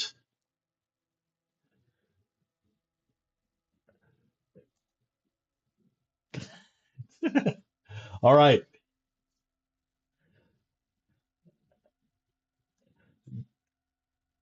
This animated halberd comes flying across and looks um and you can just it seems like it's flying straight across as you kind of stealth in position, right? Um it has blind sight to 60 feet. Did you actually ascend all the way up or did you just stealth? Oh yeah. It's just standing there waiting for you to come out and holds its action. Um, let's find out though if it's even going to be an action worth waiting for. Yeah. So as soon as you step out of that the next time, just know that there is a big swing and a miss coming your way. All right. I want you to be very terrified of this fact. God fucking damn it. All right. Um, it does get advantage on you. Thank you. So it'll take its second attack here in a moment when it's time. Like a dumbass, this thing is going to fly up and attempt to hit the stupid paladin with his stupid AC, which is so stupid. It fucking fails. All right, that's one of the three attacks that it gets. Nope, it only has one attack. All right, Sir Arthur, you're up.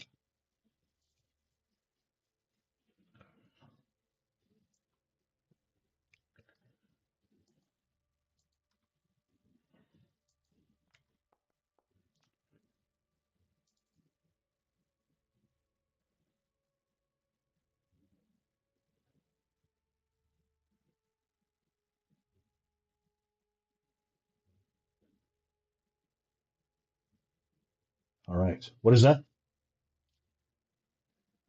21 hits. Yes. Yes, it does.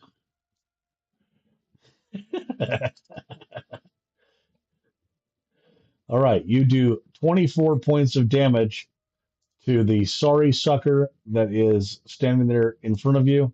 Um, it explodes. Yeah. Attack that other one. Do the same. Yeah. Good. Make so. This actually does spill over damage. So go ahead and roll your damage.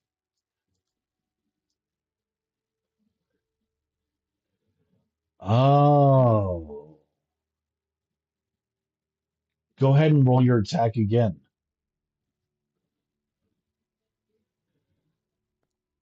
Oh. Oh. He still rolled high. He still rolled high enough to hit, but he doesn't have that beautiful crit damage.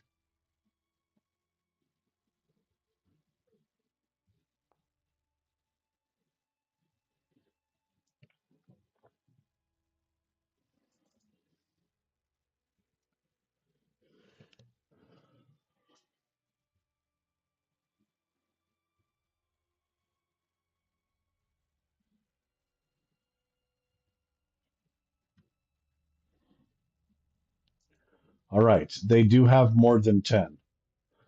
So wait. You just hit it for that much damage? What an asshole. You're an asshole. All right. You watch as it dies. Or was it just bloodied? No, it died. It died. It definitely did. All right. Is that your turn? Do you have anything else? All right. The next animated Halberg is dead. Pinion, you're up.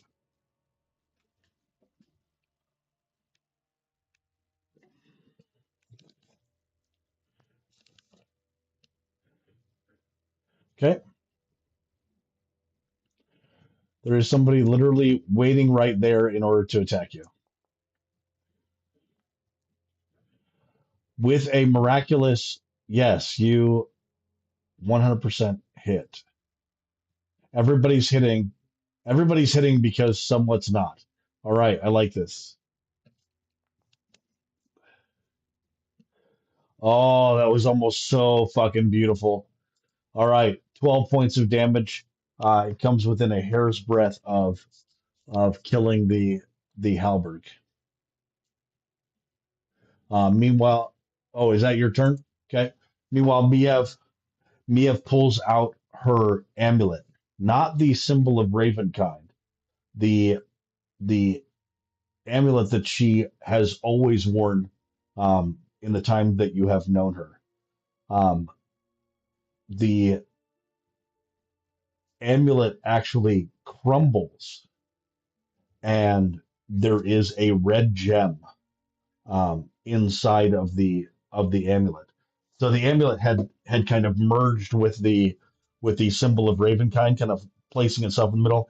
It crumbles, and there is a red gem that that appears inside of the almost clay-like hardened baked ceramic that was the amulet that she wore as the amulet of Mistwalker. And inside is a small red gem that pulses with the same energy as the heart of sorrow, and a beam extends between the heart of sorrow and the amulet of uh, of Miev, and that is her turn. Somewhat, you're up.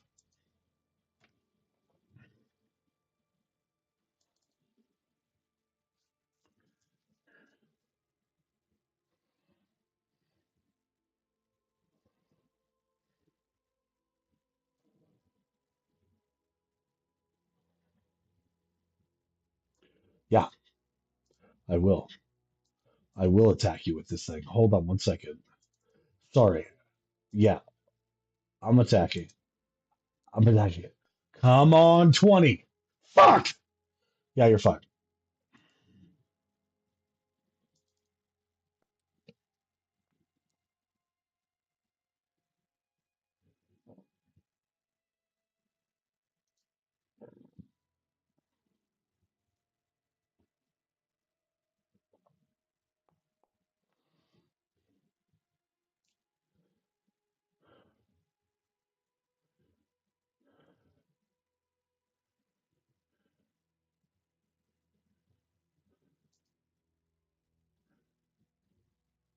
An eight damage. Nice. It has 5 hit points. Dead.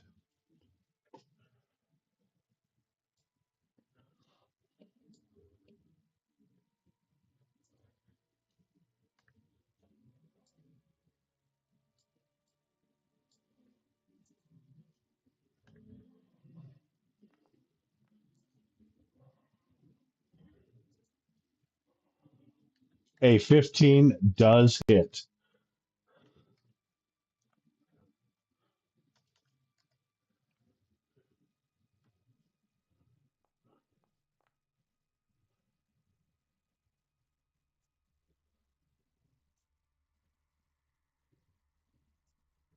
That does.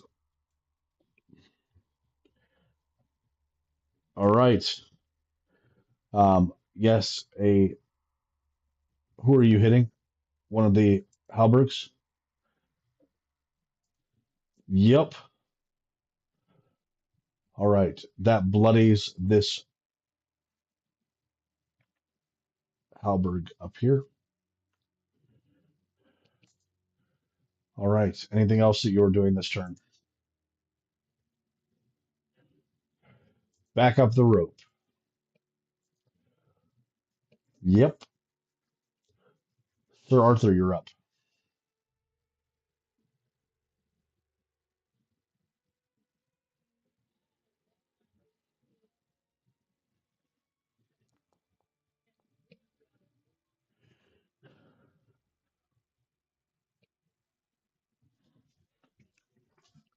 Nice. All right. So you still do your graze damage though, which is how much?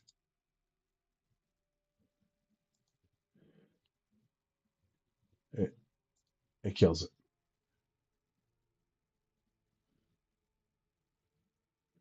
Nice. There is one animated halberg left. It is right here in front of Pinion. Would you like to try to go after it with your second attack?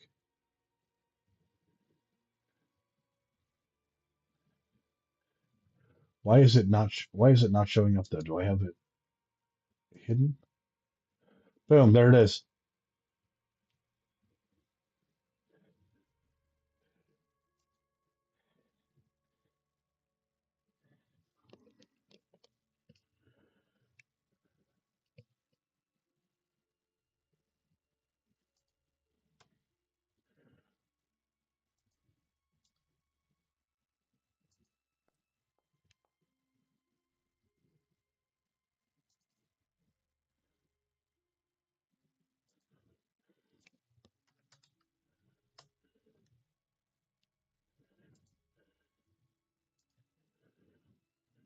It's a 15.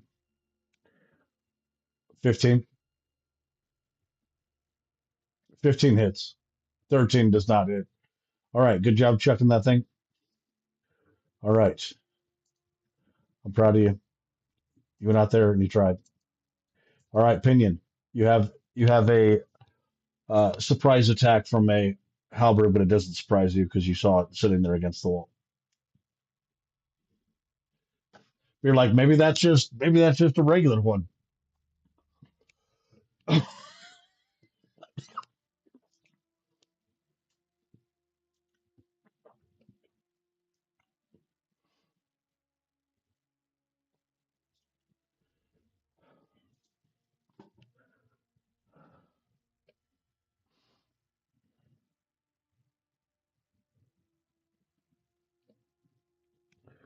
All right, Warhammer, attack it up.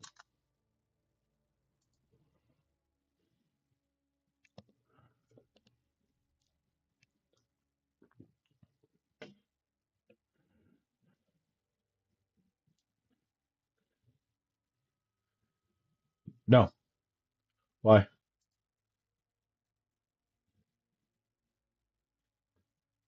Yeah,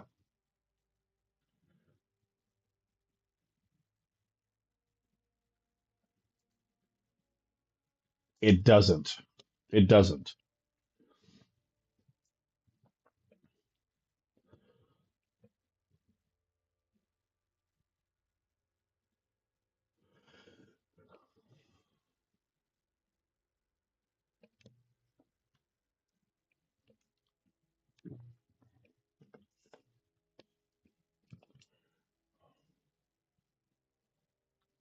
Correct.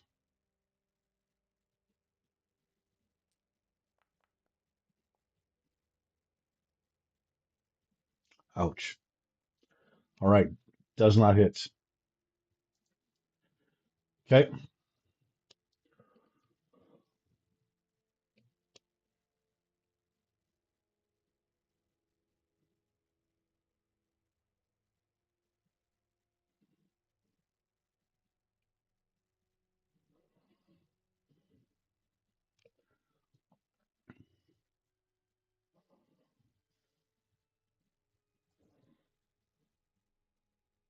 I don't know.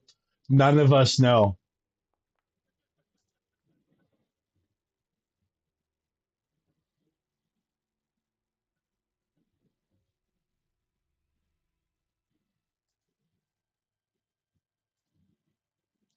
Two misses. All right.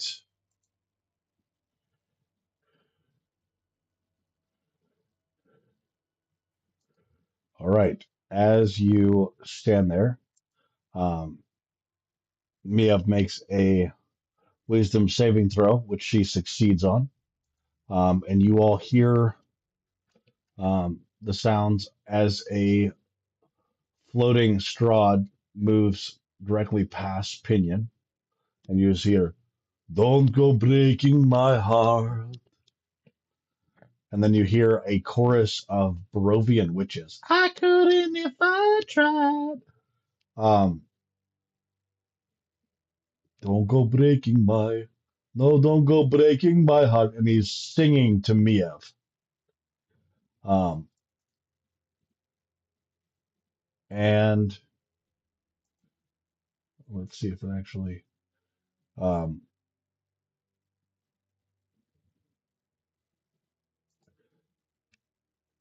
as he is singing, you hear the chittering uh, of bats as a swarm of bats begins to ascend up um, the tower from the location of the of where you just came from.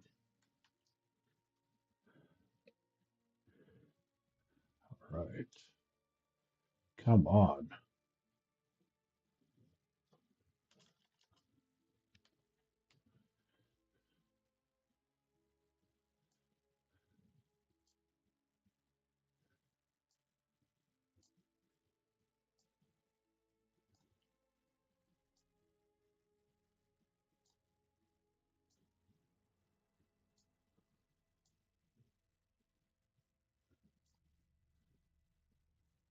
All right. Six bats suddenly come streaming up through the through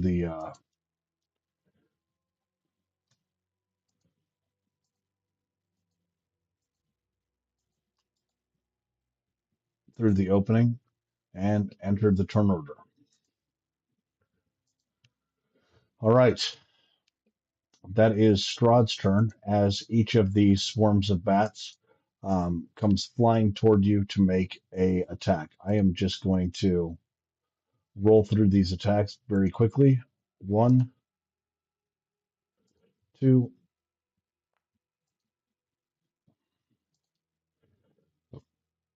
three, four, five, and six. All right. Let's go down the turn order for each of these bites. All right. The first bite was we're just going to go in the order of the of 12 does not hit uh, somewhat. 7 does not hit Sir Arthur. 10 does not hit Pinion. 18 does hit Miev.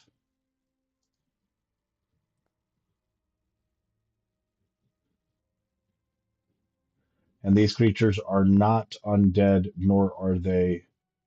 um, nor are they direct constructs, and so they do not have advantage.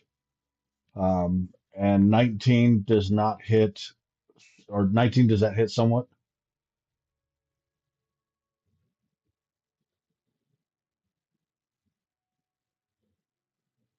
No.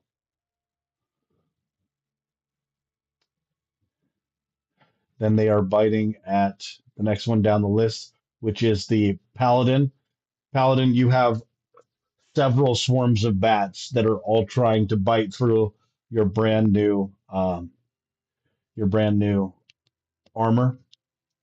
Um, you watch as Strahd looks at your armor and says, and you can just see that he is fuming mad as you it doesn't take an insight check to realize that he assumes that you have grave robbed his brother. All right, somewhat you're up.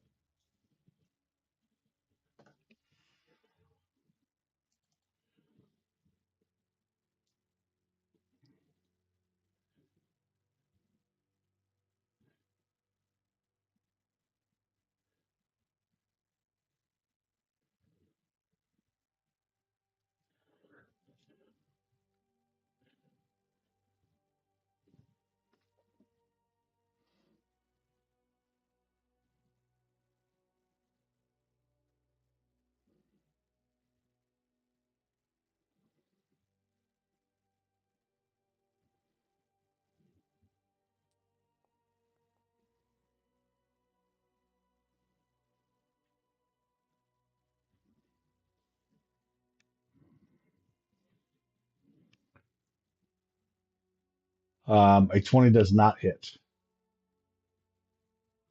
Yeah. No, I'm just kidding. That'd be fucking stupid though. All right.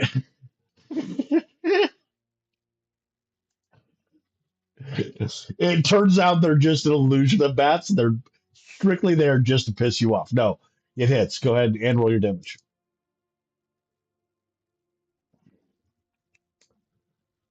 No, if the bats aren't even there, I was deliberately wasting your time.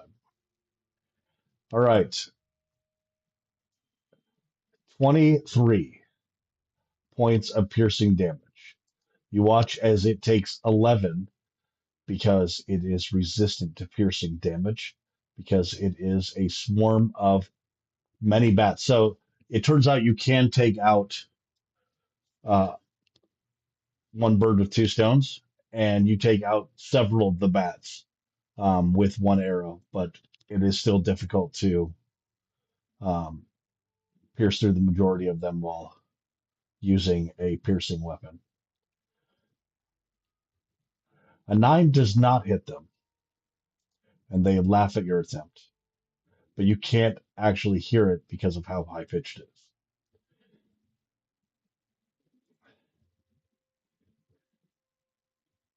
Back up into the good, good, good, good. All right,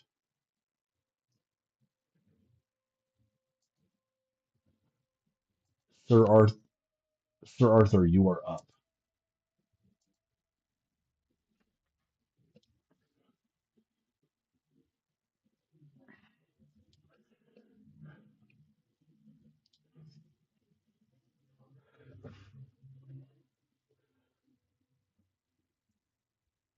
What is Abjure Foes? What the fuck just happened? As a magic action, you can expend the use of one of your channel divinities. Yeah, to overwhelm your foes with awe. As in your presence of your holy symbol or weapon, you can choose a target number of creatures equal to your charisma modifier, minimum of one creature that you can see within 60 feet of yourself. Each target must succeed on a wisdom saving throw or have the frightened condition for 1 minute or until it takes any damage. When frightened. Okay, I'm going to roll.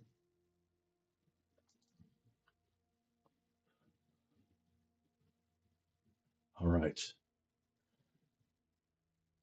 Wisdom saving throw.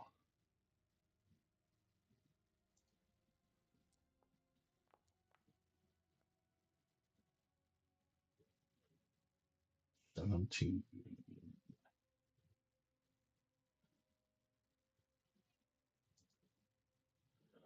All right. DC 17. Yep. So it met, it beat. All right. One more.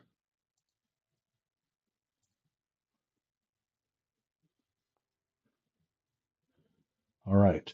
So one of the, one group of the bats. You said it was how many bats that you did? Three? Four? All right. So two of the bats have the frightened condition, and they are just going to bug out. They just fly back down as part of their turn. Strahd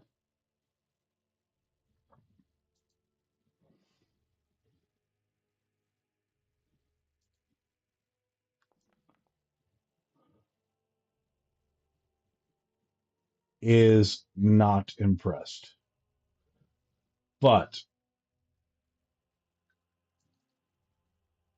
you could, if you were the one that was trying to do it. I don't think you can actually use it for saving throws. You can use it for on attacks though, but you can't for somebody else's. That would be silvery barbs or cutting words. All right, all right. So Strahd is not scared, but uh, what does it look like with? I'm just imagining like full. If Sir Arthur was on the cover of a trashy female romance novel, spreads out his wings and his abs and pecs flex, and he just does the was it blue steel? Is that what it was in Zoolander? Okay,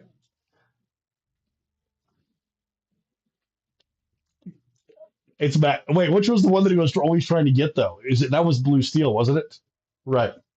All right. So suddenly you watch as the paladin blue steels and starts to shine with a incredible aura. Most of you can't actually look at him anymore. Um, and especially somewhat can't because like, damn it, he keeps hitting shit. He is awesome. That's what happened. All right, Sir Arthur, is there anything else that you'd like to do other than be awesome?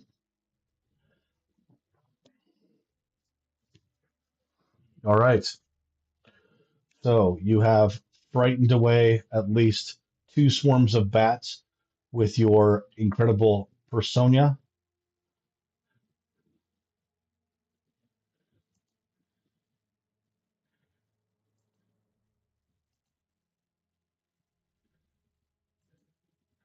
Yeah. All right, Pinion, you're up.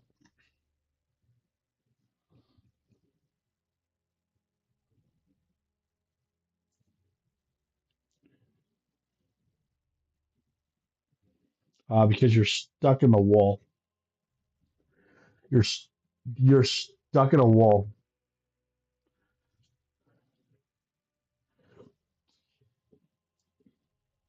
Okay, I got you. I got you. I'm gonna find you. I'm gonna bring you back into the fold. There you go.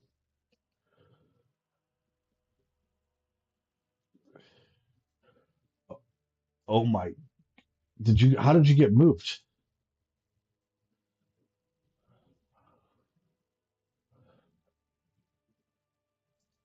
Oh, you hit the teleportation trap. No, I'm just joking. There's no teleportation trap. It just glitched on you. You got teleported directly off of the tower. You are now falling. No, I'm just joking. Sorry. All right, you move up to Strudel. I will move you since it's probably like you have already moved all the feet. Okay. Yes, sir.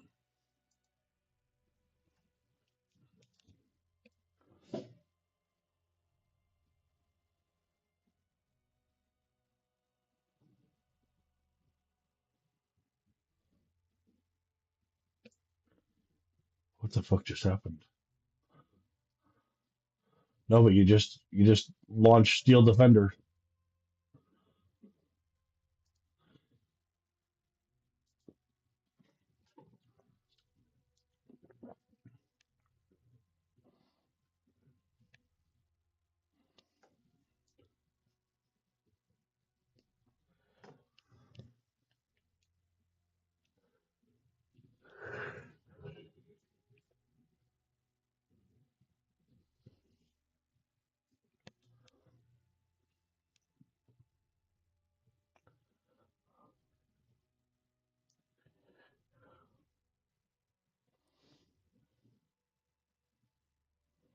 Okay, a 19. Why am I? Did I just freeze up? Oh, you son of a bitch. Okay, okay, things are moving now. Uh, a 19 does hit Strahd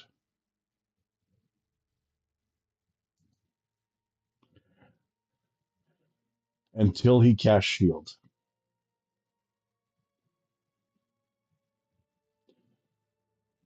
He looks at you. I am busy, little man, and he continues to look at Miev.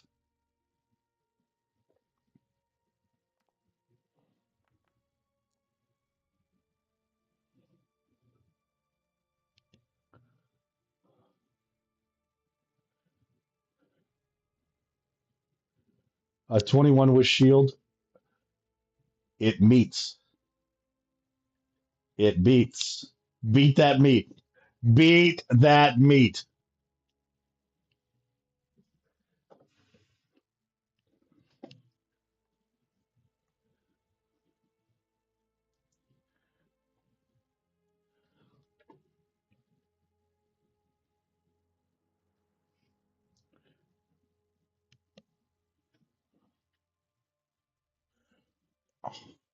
Got it.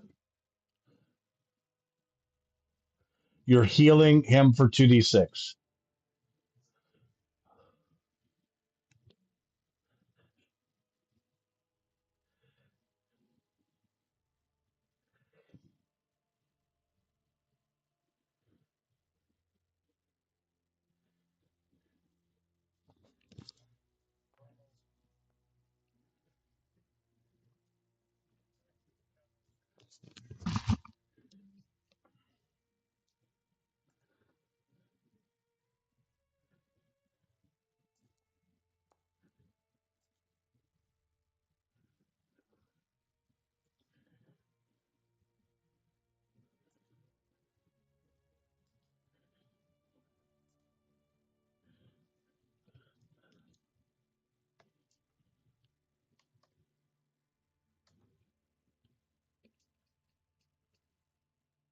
All right.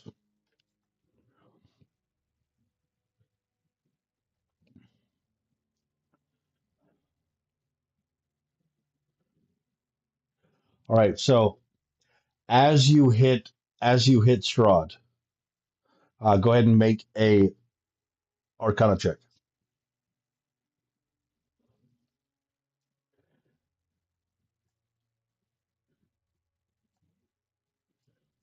Yep. You watch as the same light that is coming off of the heart of sorrow. Like as you hit him, it's like hitting like solid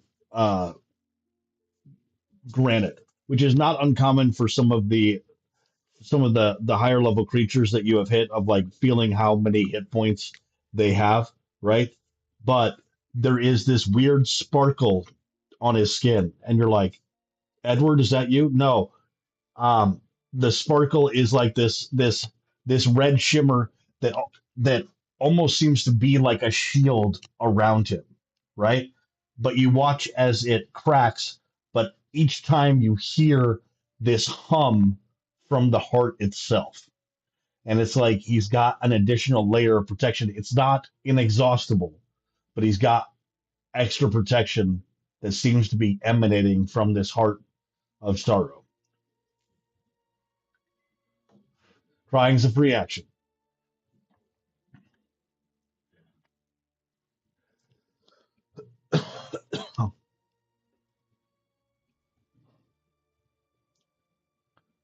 All right.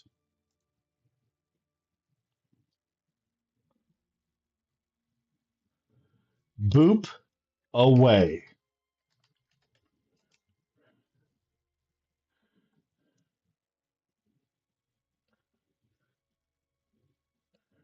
All right.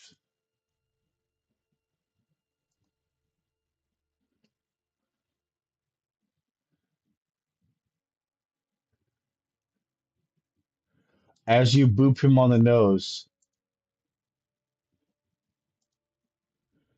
he makes a movement. His movement is to slide down into the ground.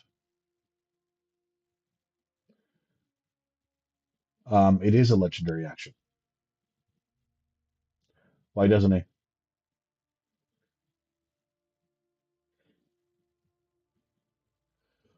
Put it in the chat, sir. Put this bullshit in the chat.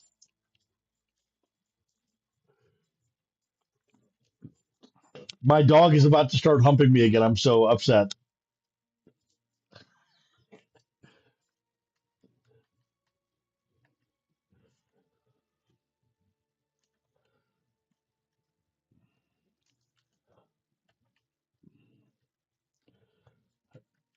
Ah. And you know what? The fact that I just hear Josh's laughter lets me know that that is actually what the spell, what the ability is. That's what the ability is. Ah, it's okay. So as he is standing in front of you, it is the boop that actually stops.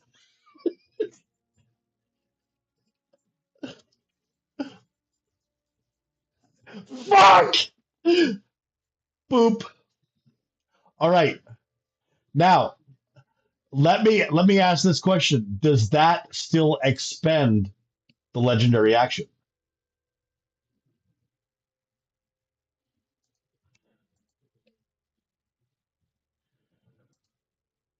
So he can't take it. So then does he get that legendary action back? Because he can't do it. Right. So he didn't expend it. Got it. And in that moment, right. That still fucking sucks, but at least I'm not winding my way through legendary actions because of the fucking gnome.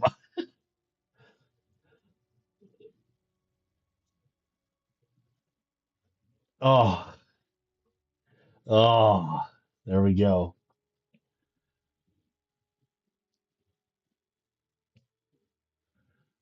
When the a legend, when you can see, it's not even within melee. It's not. Oh God, I'm excited. All right, I'm excited. I'm physically excited now. That's pretty awesome. Yeah.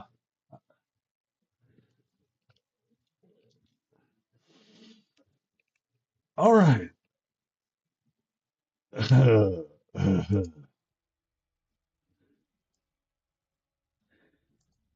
Miev, Miev, you're up. Miev continues. Miev continues to utilize the gem, and you can watch as the the uh, there starts to become cracks in the heart of sorrow as she continues to suck whatever it is out. All right, Strahd looks at Strahd looks at Pinion and says, "Silly, silly little man." All right,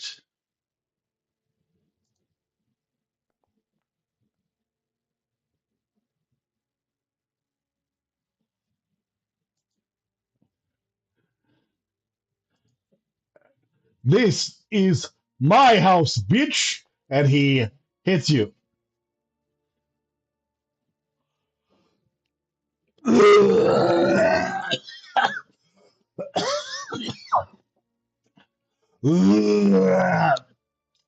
So rather than the 33 points of damage that you just had to take, I will instead roll again, and this time not with advantage.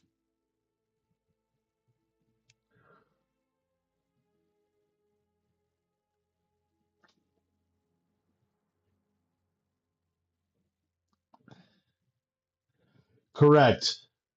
Yeah, let's keep using up those reactions. All right, so he hits you. Go ahead and make, I think, what is it that you have to make for his attack? A, oh, it's just plus that. All right, go ahead and,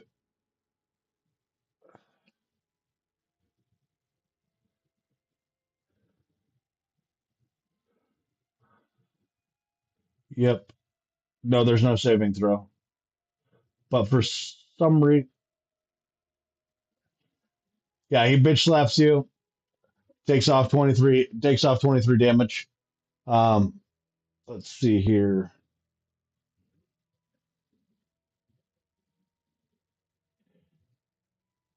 If it makes you feel better,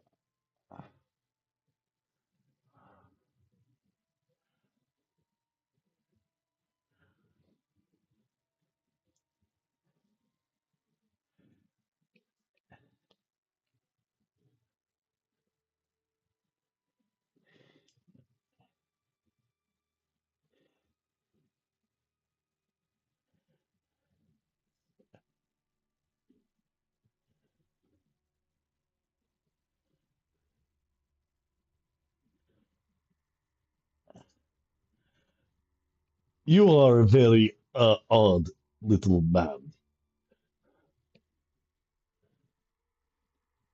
Yeah, with the D8, yes, correct. All right. Let's see here. Um,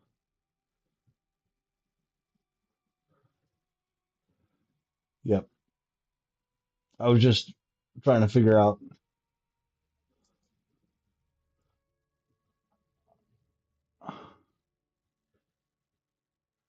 Correct.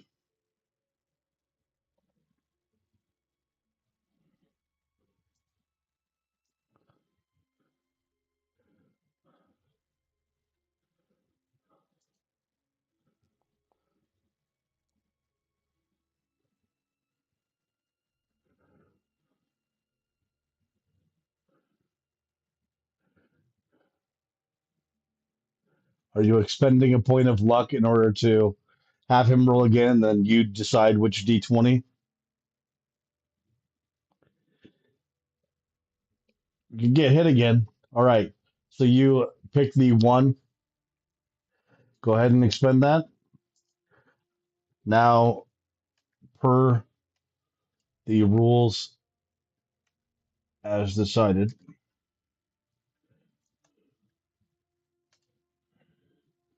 Oh, nope, not one.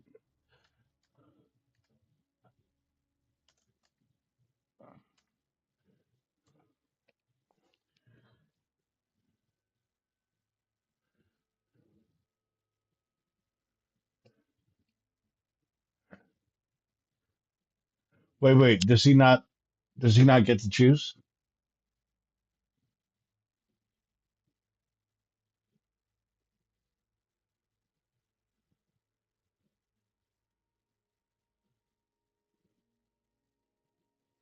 Oh, yeah, go ahead and roll the D20 then. It's plus nine. It's pl-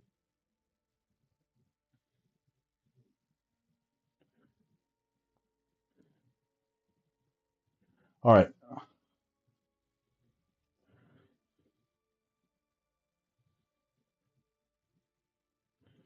All right. So that's a 19 to hit.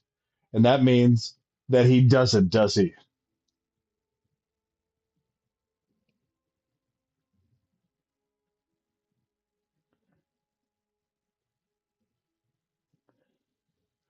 Aha, it does. Yes, go ahead and do your radio weapon. Or what do I have to do? I have to do a save because it's either going to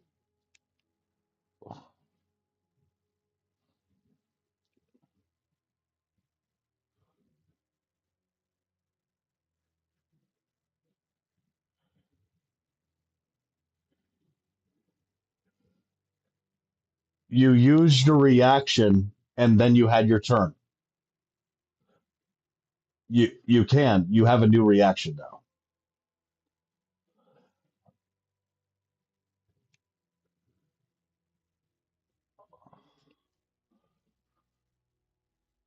Yeah, because using luck is not a reaction.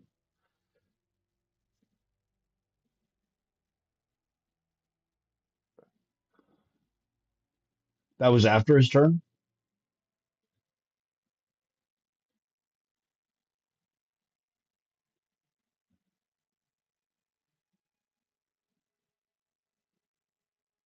No, no, no. Yeah. His legendary action was not during Strahd's turn.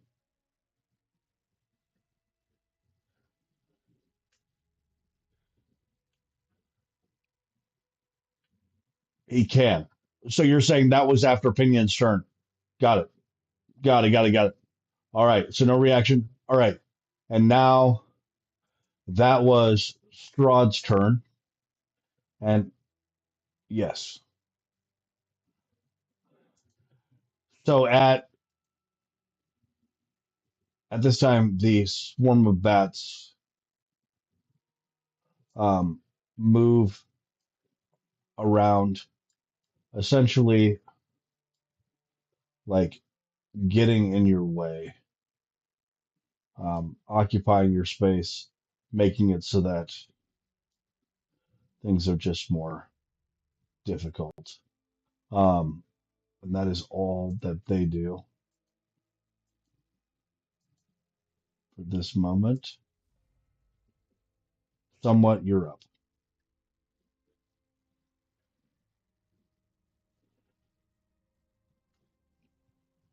You mean you can see what you can see right now.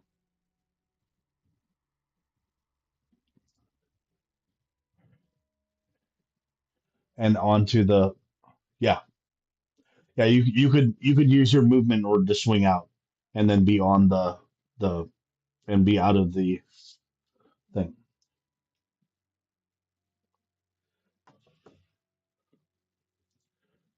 To the top. You are at the top of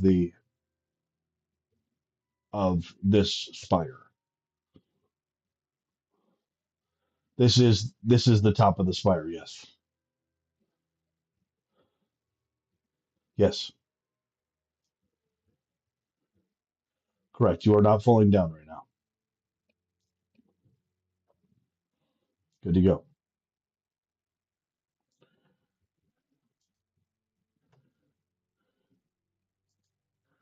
Okay, go ahead.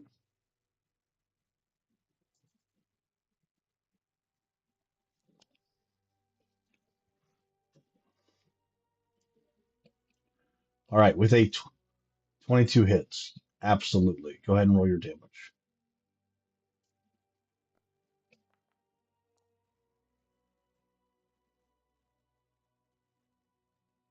All right. With your 19 points of damage, it feels like you just hit diamond.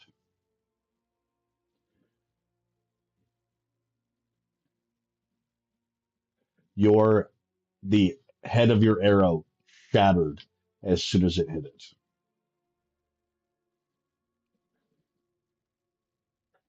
Strahd did not make any type of reaction. Miev, with the energy that she is expending and the um and that the heart of stone is starting to or the heart of sorrow is starting to crack, kind of looks over at you like,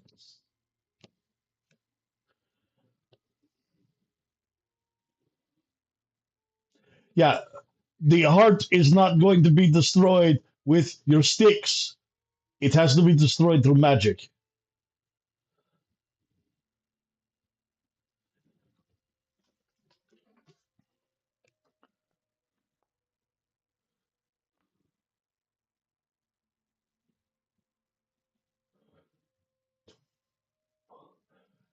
It sucks. So, next turn is Sir Arthur.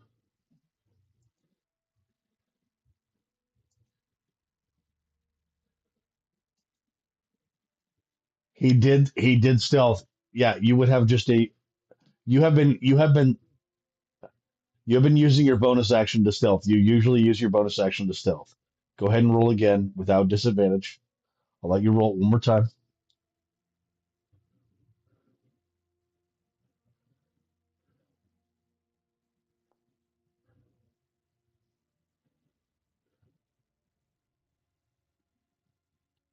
19. You hit the bats. It's still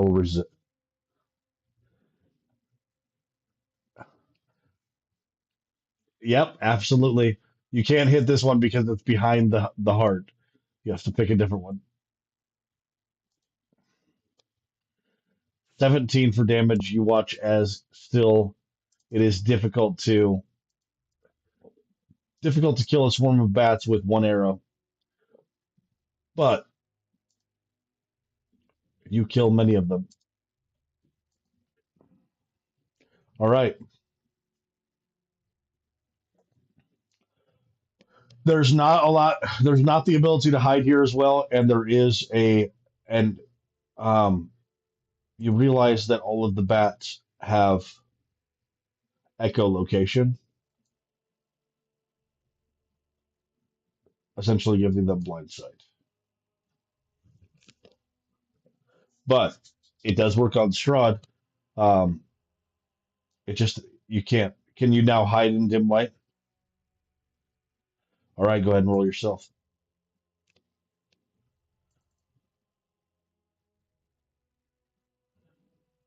No, but his passive perception is 22.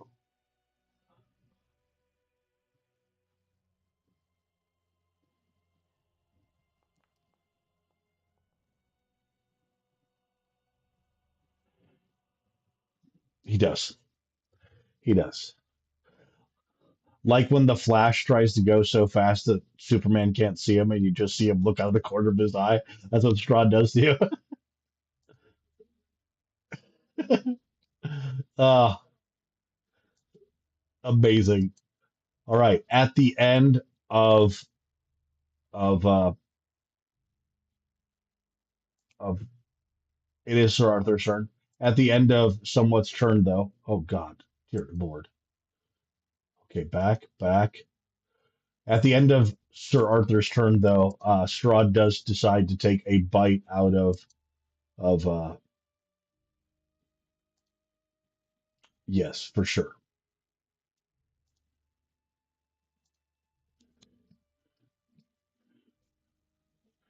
At the end of Somewhat's turn,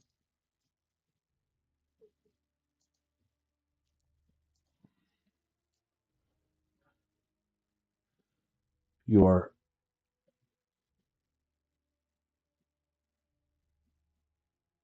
Oh, oh, oh. I'm going to kill you, little man.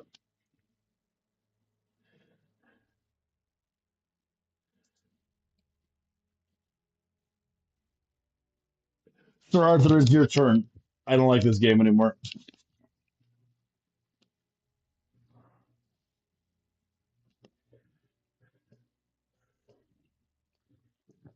No, it takes the the the only thing.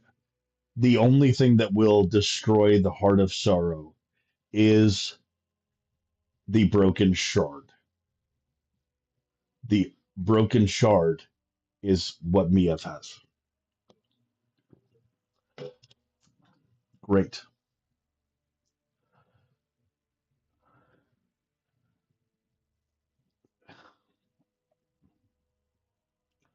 You're gonna do what?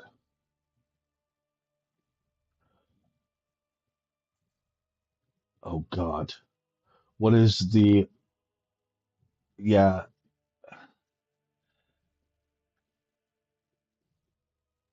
a strength saving throw versus your DC? All right, so your DC is 17 if I remember correctly, right? I am nearly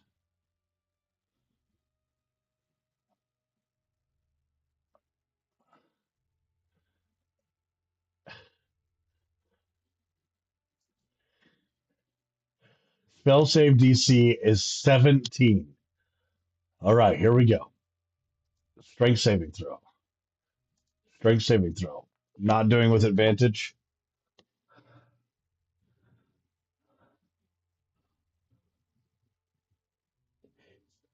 As it comes at him, he grabs onto it and throws it down. But I take half as much damage. I'm still going to take the damage though. Uh huh. I still take half of that damage, but at least I don't have those silly effects that will come on me. All right. I have no conviction. You cannot chain me.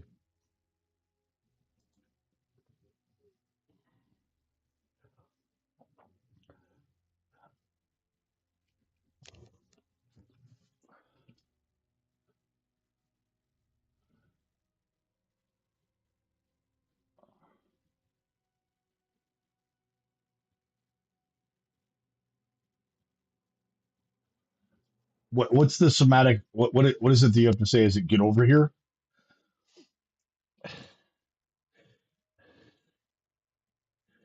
Okay, fine. I'll come to you. Dear God, heaven, you hit. Yeah, I said you hit.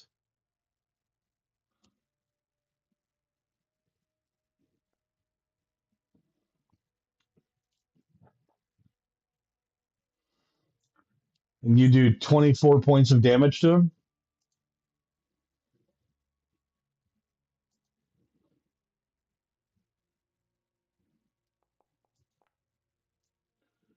What are you doing? You already did a bonus action. You already did a bonus action, my friend. But don't hate the player, hate the game. All right. Um, at this point, you watch as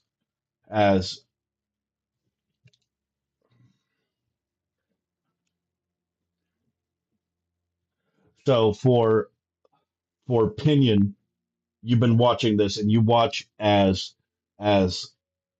essentially like the there is a crack that almost looks like when you end up finally cracking through the screen protector and it just spiders, right? You watch as this shield that you've been kind of watching on Strahd break, and a single trickle of blood um, comes out from underneath the shielding.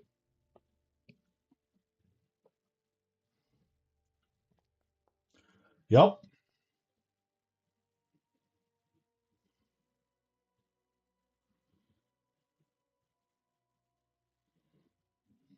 go.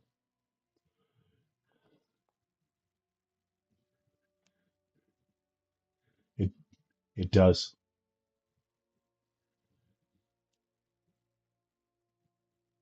Wait, what? What?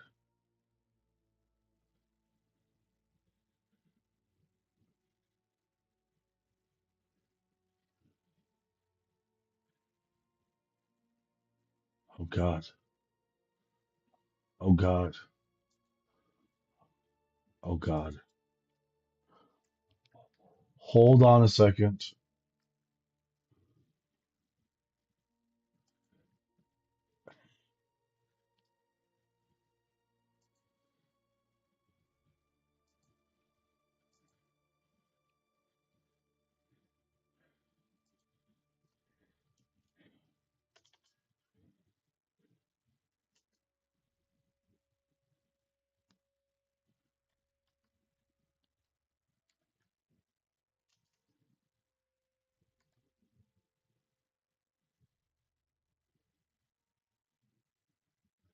All right, we have Sergei's armor. There was the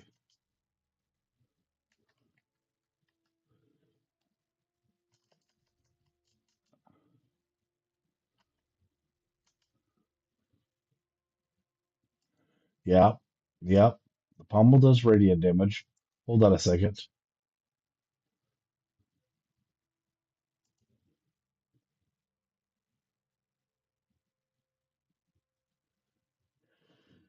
Yeah, the pommel just does radiant damage. There wasn't anything else that the other than being a +2 great sword doesn't have that. But he had.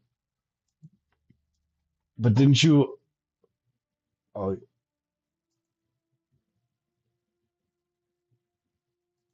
yeah, yeah, yeah. No, you got that. And then you just hit him again, right? All right, and then yeah, and then what was the damage? That's the damage. 30. All right. You watch as the 30 points of damage, and then you also had some divine smite damage that came in, right? He couldn't use that. True. But go ahead and roll 4d6 for me.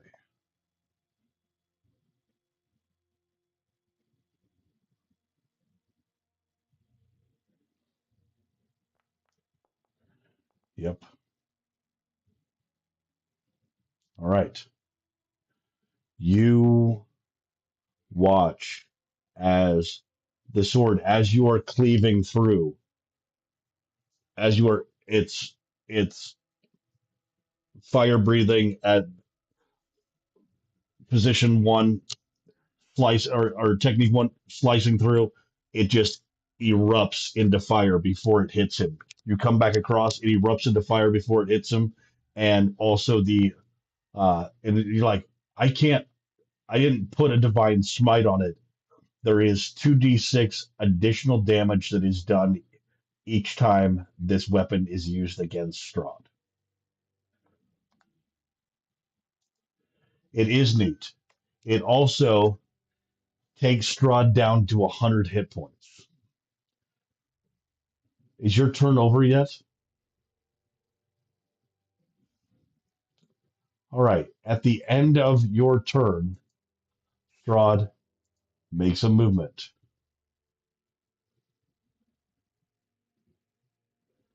He does.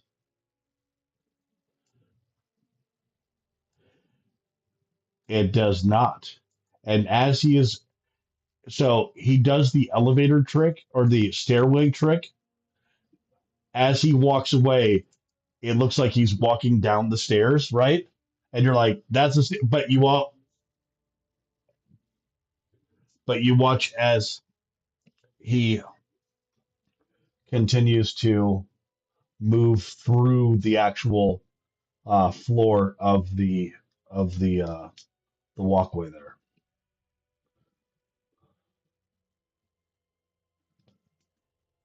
Excellent, excellent. All right. So um, I would say that I don't think that uh, these swarms of bats they would be kind of a pain in the ass for a while. You're able to keep them off of Miev as you start to take out swarms of bats and and and murderous halbergs, right?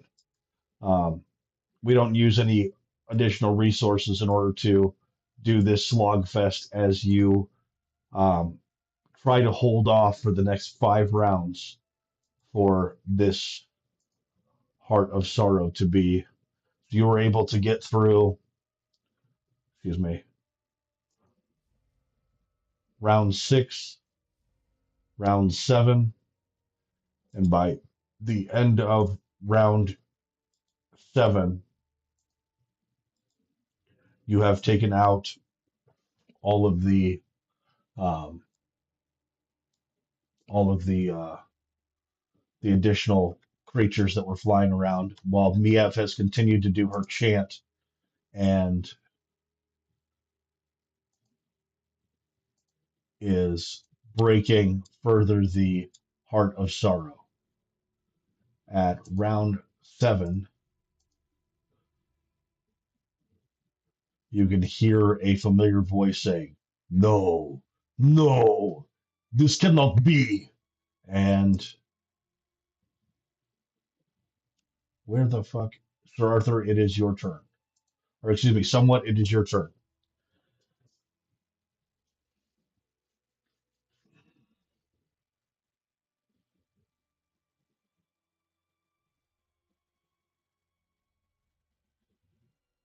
You can.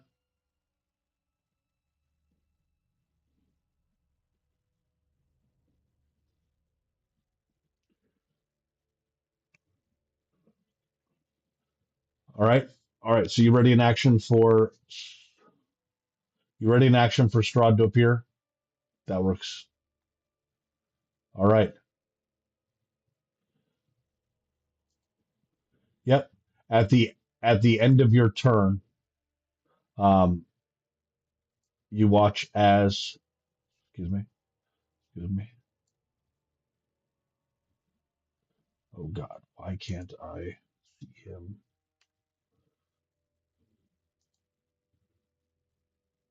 Did I just delete him off? No, where is he? It's right there.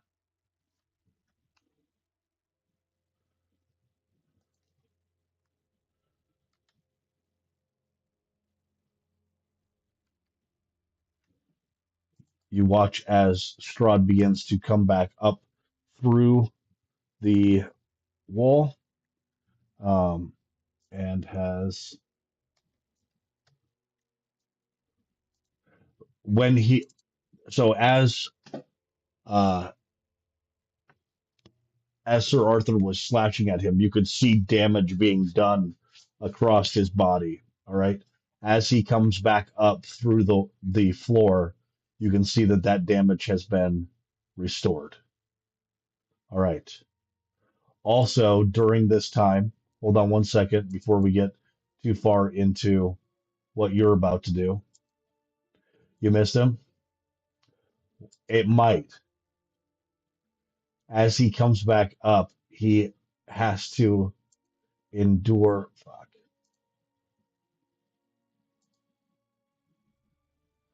A very annoying thing.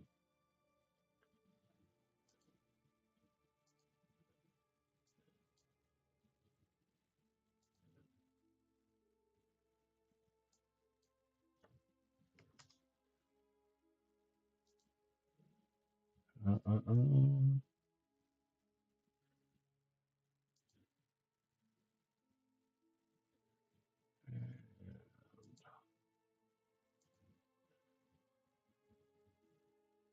As Mia suddenly starts to again shine her bright like a diamond, Strahd comes up through the floor and attempts to attack her. Not the multi attack, just the move attack, using one of his attacks. He does not get advantage because he is in direct sunlight, but he still is able to hit Mia. He is going to roll his damage.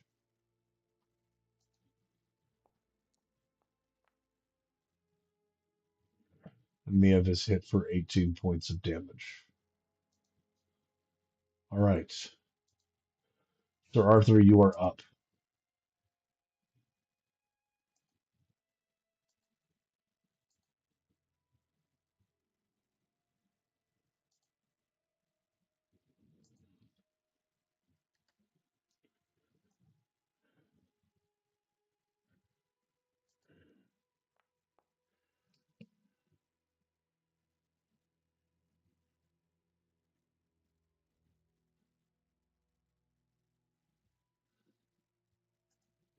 Oh, no disadvantage.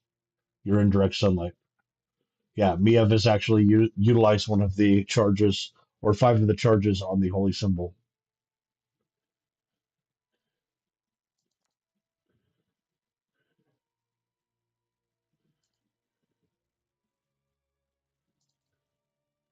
All right. Six, a 16 meets, and then he casts shield.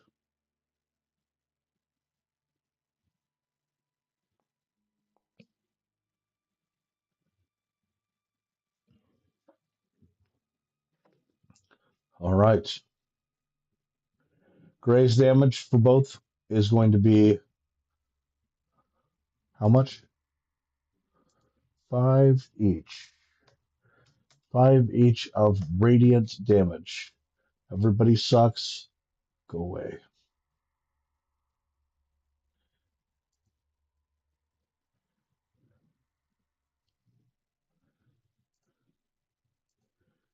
All right. Well, he, with his sunlight sensitivity,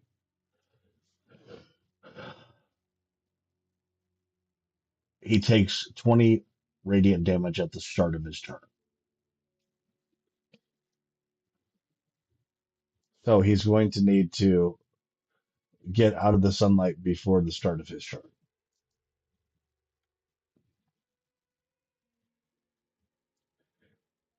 I think that would be a great idea. All right. After after Sir Arthur's turn, after Sir Arthur's turn is done, um, we watch as Strahd once again descends down into the floor.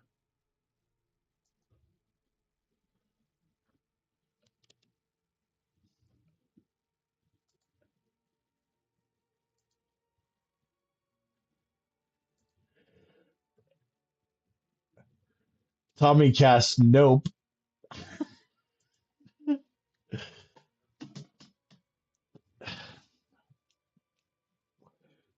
Not today, Satan. All right, Pinion, you're up.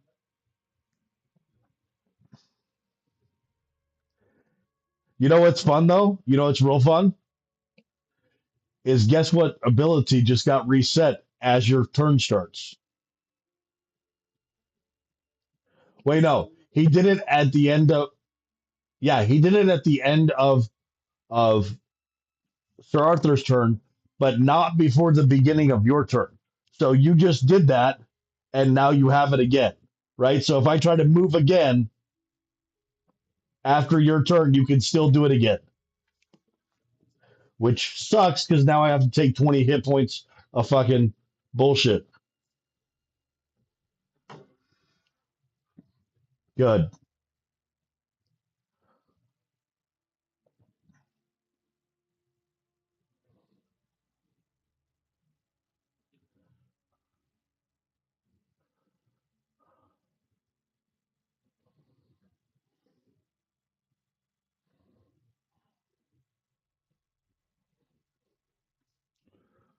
Yep.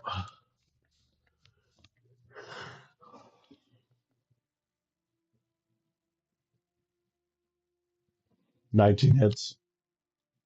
Hits. Oh wait, it does hit because yes, he still has his shield up.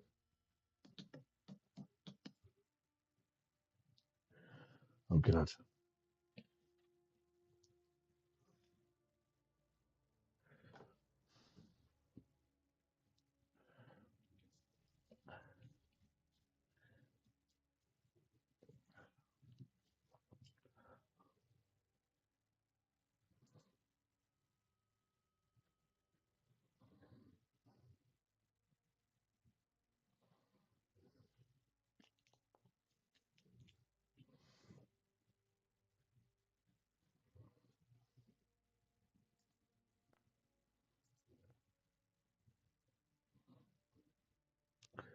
Huge.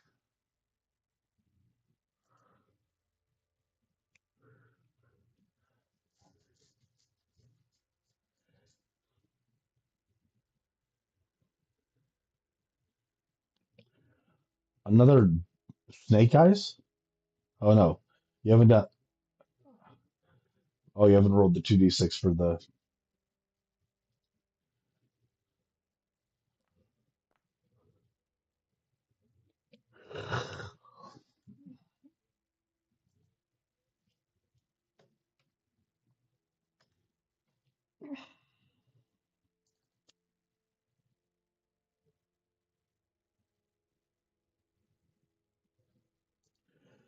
Yeah.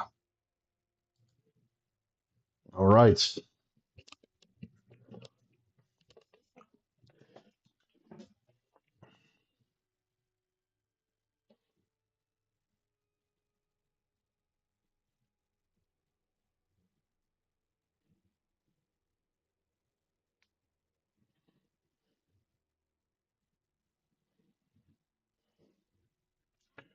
It does. So branding, or is it branding? Yeah. It's going to make it so that the it becomes visible if invisible and sheds dim light in a 5 foot radius and cannot become invisible to the end of the next turn.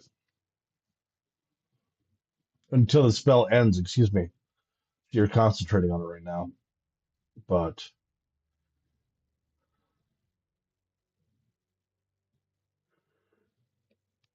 I am ecstatic about that. I need to hide. I need to hide somewhere. Miev continues doing what she's doing.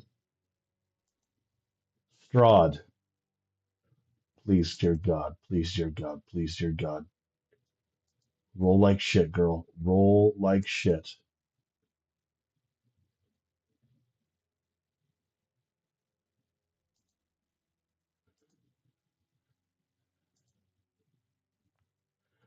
You watch as Strahd continues to talk to her, and she blows him off. His eyes glow red, and he tries to seduce her, and he's getting as much play as being in a lesbian bar. It's just not happening. Yeah, I know. It would have been. I was waiting for it to fail and me be excited, and then you guys be like, actually, he has an additional +5. Fuck! All right.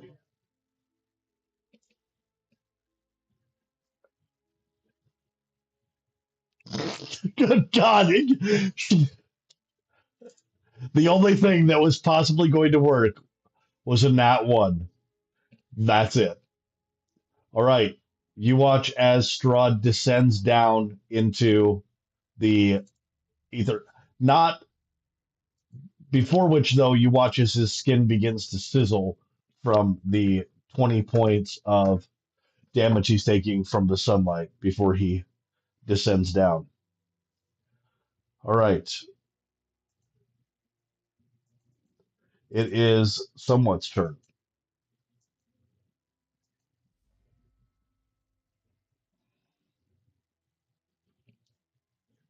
Yeah, what a dick, right? He keeps disappearing on your turn. It's really fucked up.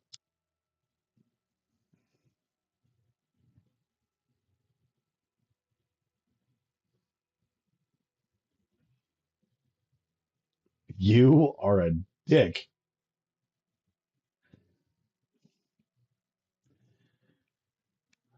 What? All right. Sir Arthur, you were up.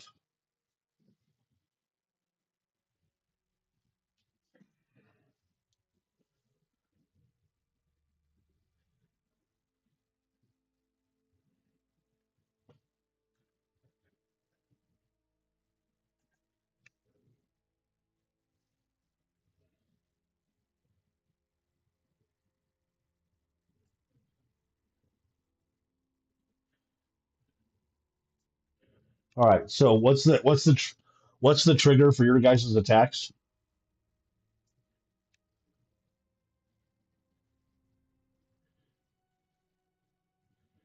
Okay, so yours, and then what's yours, Sir Arthur?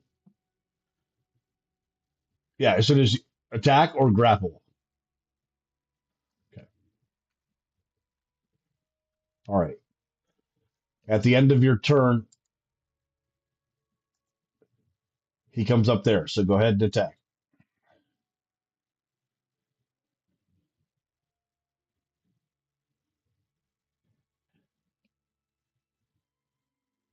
I think you can still fly at this point.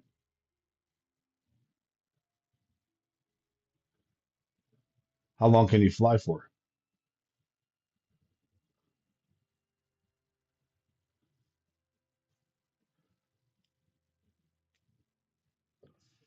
Is it 10 minutes or is it a minute? 10 minutes? Fuck. You know what I wanted?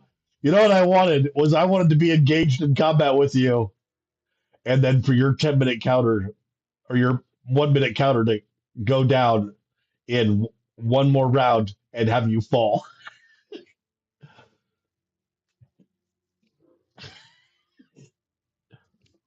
No, 300 feet.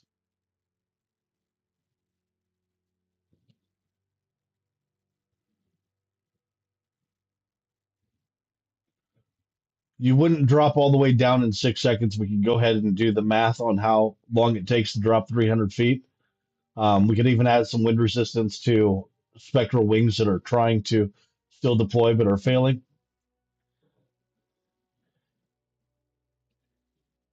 He would still be moving. He still would be. He still would be miss. He still would be moving at the same speed he was, but he would have the opportunity to Misty Step before he started falling. Yes, it'd be great if he waited a few 6 seconds to where he was really building up some momentum. God damn. And then Misty Step and just be somewhere else as you hit hard. All right. Um, so he appeared. You moved into attack. Did you roll your attacks or roll your attack?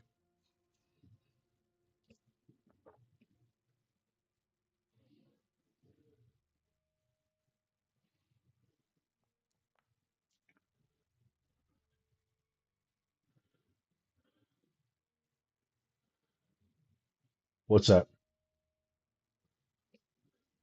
Yeah, yeah, that's pretty great. All right, a 16 does hit. Wait, why are you doing two attacks? No, you have one attack because all you have is your one reaction. So the first attack did not hit. Got it. All right, so he um at the if you, yeah, because that was at the end of your turn, and then you just did that. Pinion, it is your turn.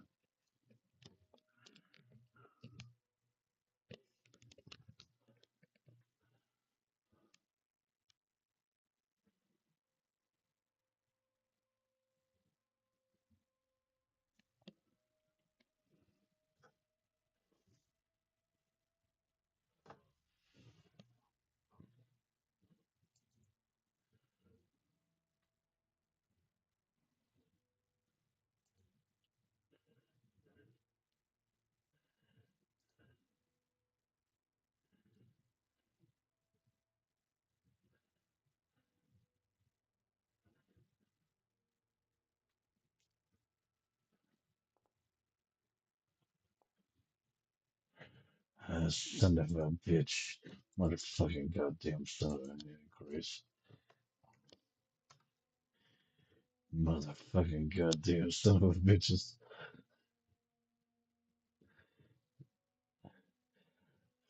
All right. At the end of your turn, um,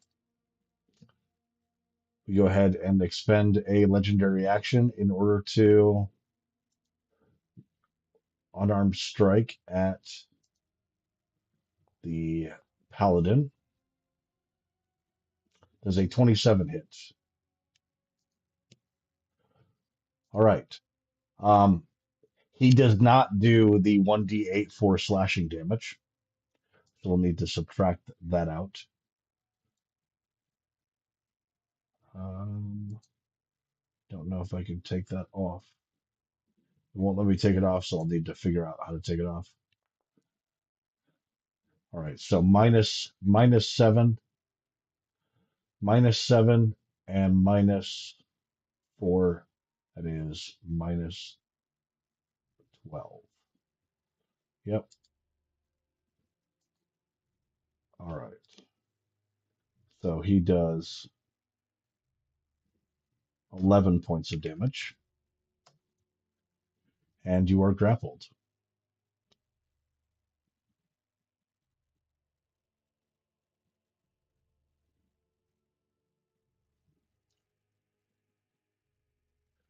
As he grapples you, he drops concentration on his fly spell, and the two of you begin to descend. Not at the same speed as you would if you were falling, but you are descending quickly. So we'll go ahead and put you at -10 feet.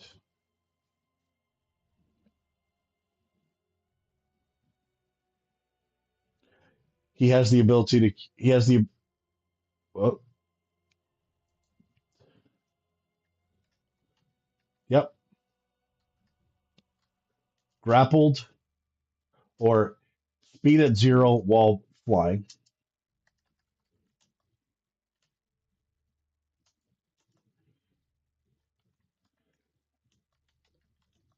It's not incapacitated, but you do have the issue of, let me see, speed at 0 while flying. Yeah, I believe that this is more of a DM call. If a flying creature speed is reduced to 0 or they lose the ability to move, they will immediately they will immediately fall unless they can hover or are held aloft by magic. Simply using up your movement resource does not cause a fall. Um,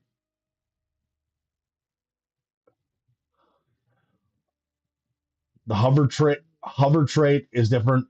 Magical levitation grant like fly explicitly grants hovering capability for you to stay in the air. If you being knocked prone while flying is functionally identical to having your speed reduced to 0. It will trigger a fall unless you hover. You run out of movement. Falling damage. Okay, so you are essentially starting to fall, but not at a speed that would damage you. You're just moving away from everybody else. All right. You have uh, well, Mia expends this turn, and that is the she's got one more round that she needs to get through, or two more rounds. Round 10. All right. Strahd does not regenerate.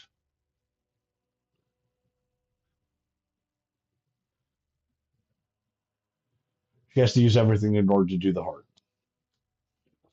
She the reason why she has to get through um, round 10 is because she used light. So she had to pause for one moment in order to do light, and then now is continuing. So Strahd is going to beat the shit out of the paladin on the way down. While grappled, he already has advantage, so he's fine. He is out. No, but I do if I'm not in direct sunlight, but I'm not in direct sunlight anymore, and the thing is still active. He is being an absolute coward. So he is going to hit. Oh, I just did regular. Does a 22 hit? It meets, right? Yep. I didn't do my advantage. I'm not going to because I might roll a crit and then you would feel bad. All right.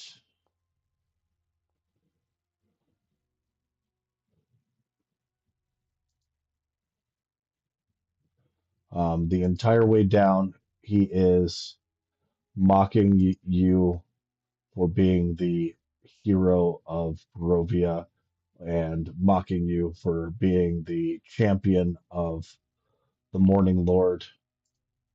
Goes in for another hit. Hits.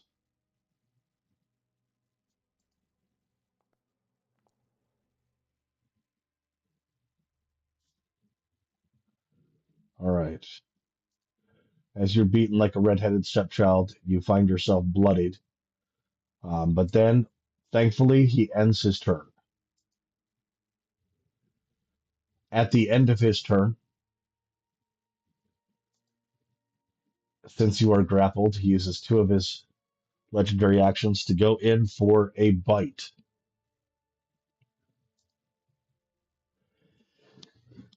Yes, he can. Fuck!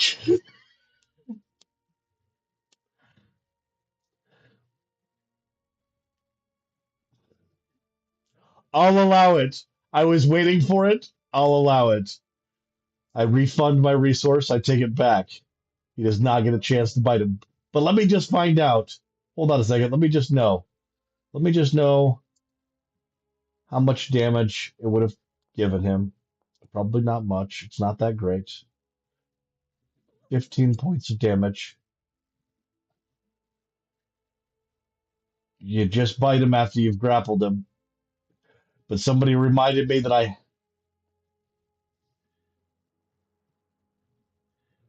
yeah. But he didn't do the bite because he didn't get a chance to do the bite. But I'm going to get you. I've got, all I have to do is wait until somebody else's turn happens and then I can fucking smack you again. All right.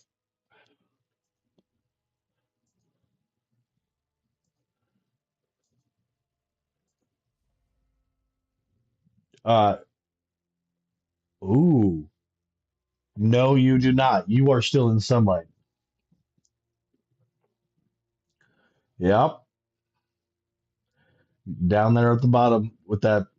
You also, luckily, there is this majestic aura of awe that you can see shining down this passageway as they continue to drop.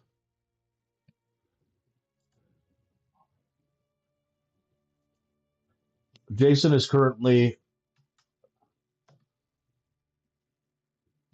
nope, sorry, 20 feet. It's going 10 feet per. Yep, sorry, you're at 20 feet. Sorry for sorry for making you drop that far. You're at 20 feet. You're all right. You're all right. You're all right.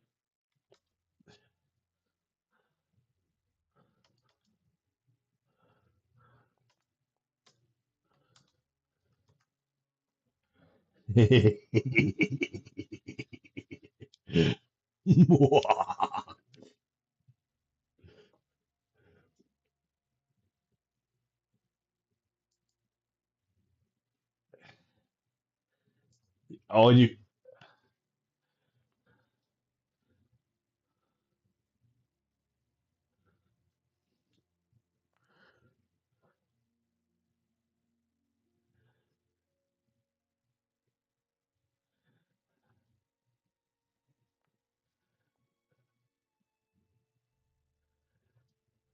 a 20 hits.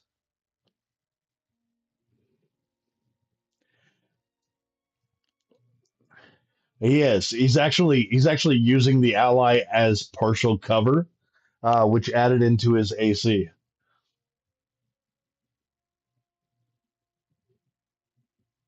Oh God. Oh God.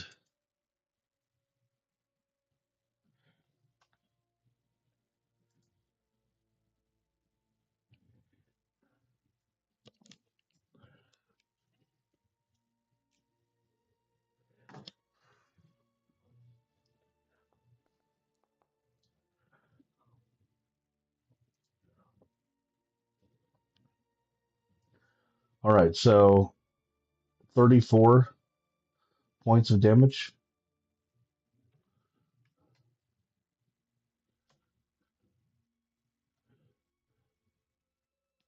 Nope. Don't like that.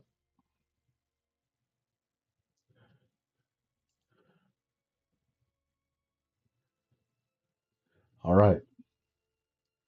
At the end of your turn, there are two things that happen. One,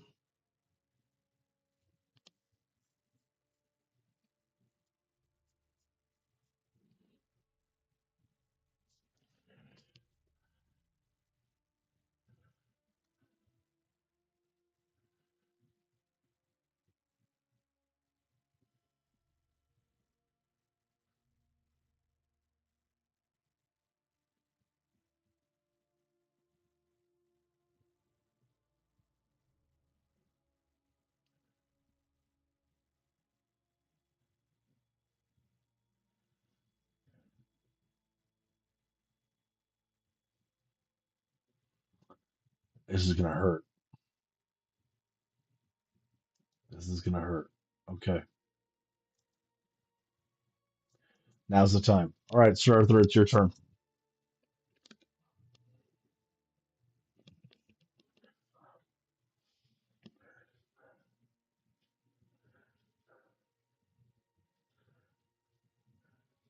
Yes.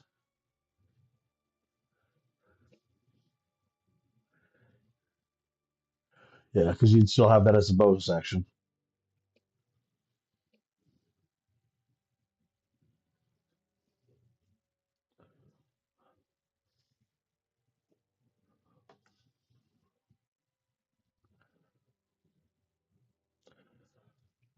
Go ahead and just hit it and and then refund the because you'll end up doing it, right?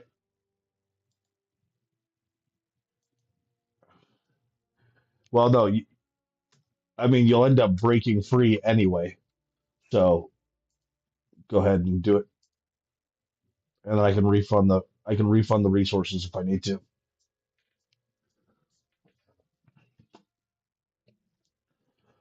Go ahead and try to break free.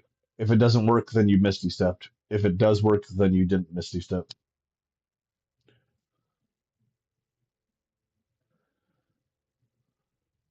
Athletics, athletics,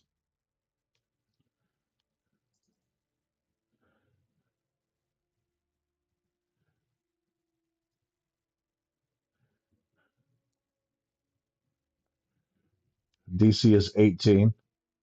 God, did you see it roll back and forth? Holy shit. 17. And the flash of genius, and motherfucker breaks free. I'll break you free. Restoring his second level spell slot back to him as he bursts forth and flies 20 feet into the air, landing next to Pinion in the group. All right, anything else?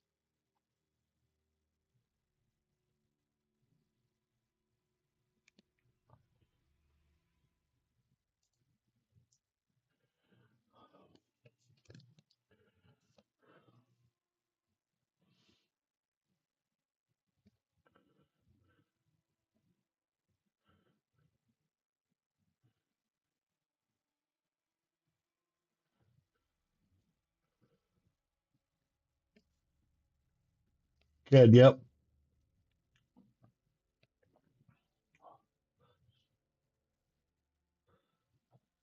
Dear God.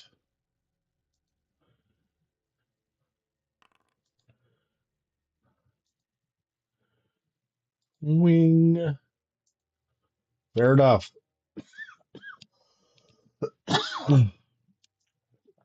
All right.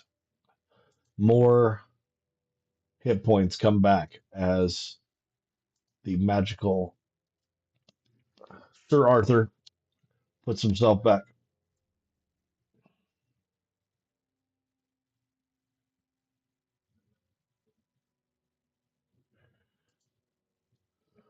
All right. Pinion, you're up.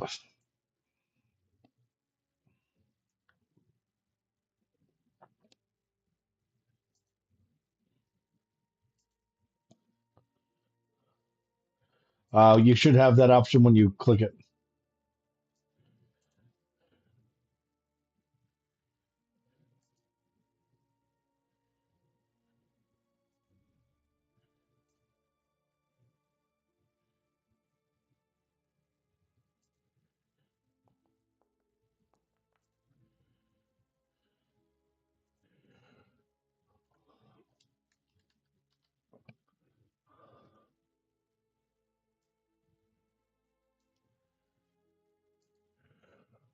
Okay, so Sir Arthur is now practically back to full health, almost. Pretty fucking close. All right. Um, Now that it has been Pinion's turn, Miev continues to concentrate on her spell. She's just about done with it.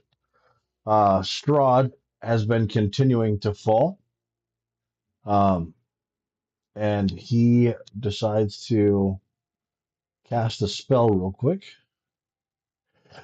He fires it at the ceiling. He decides to do it at fifth level. And so he hits the ceiling, and all of you can go ahead and make your dexterity saving throw.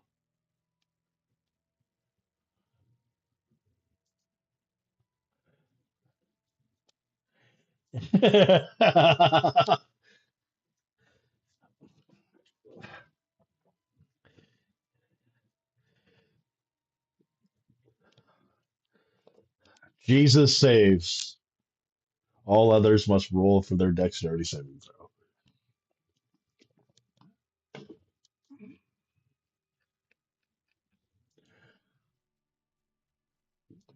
Everybody is looking fantabulous. Well done. Now let me roll my damage. BF saved, or all right. So everybody gets a good old smattering of half damage from the fireball. Half, half, half. So only 13 points of fire damage as y'all get smacked down. Isn't that lovely?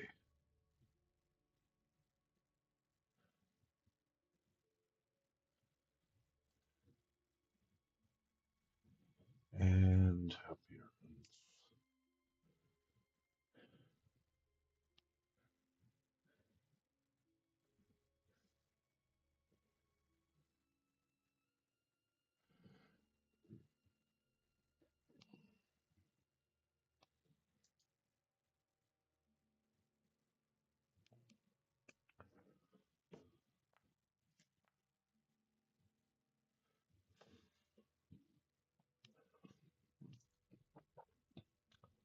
All right.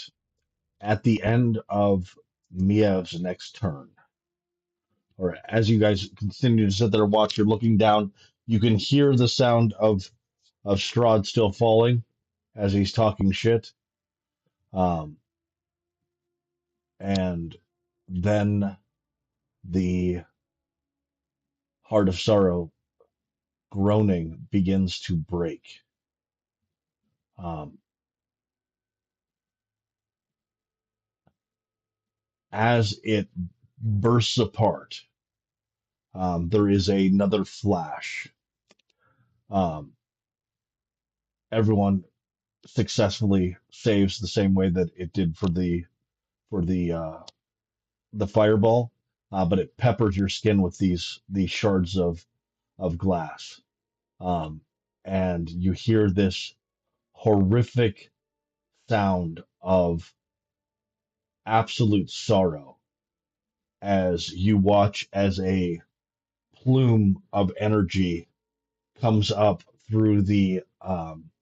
It looks nearly identical to the Emperor being thrown over the side by Vader as a plume of this energy comes up from um, what, if you're looking down, looks as if Strahd explodes and the energy dissipates.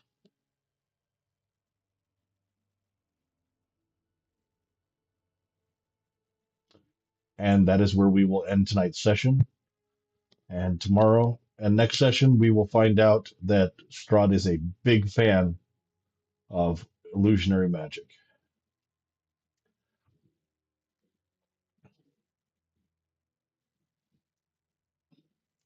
Boy, does he like dying.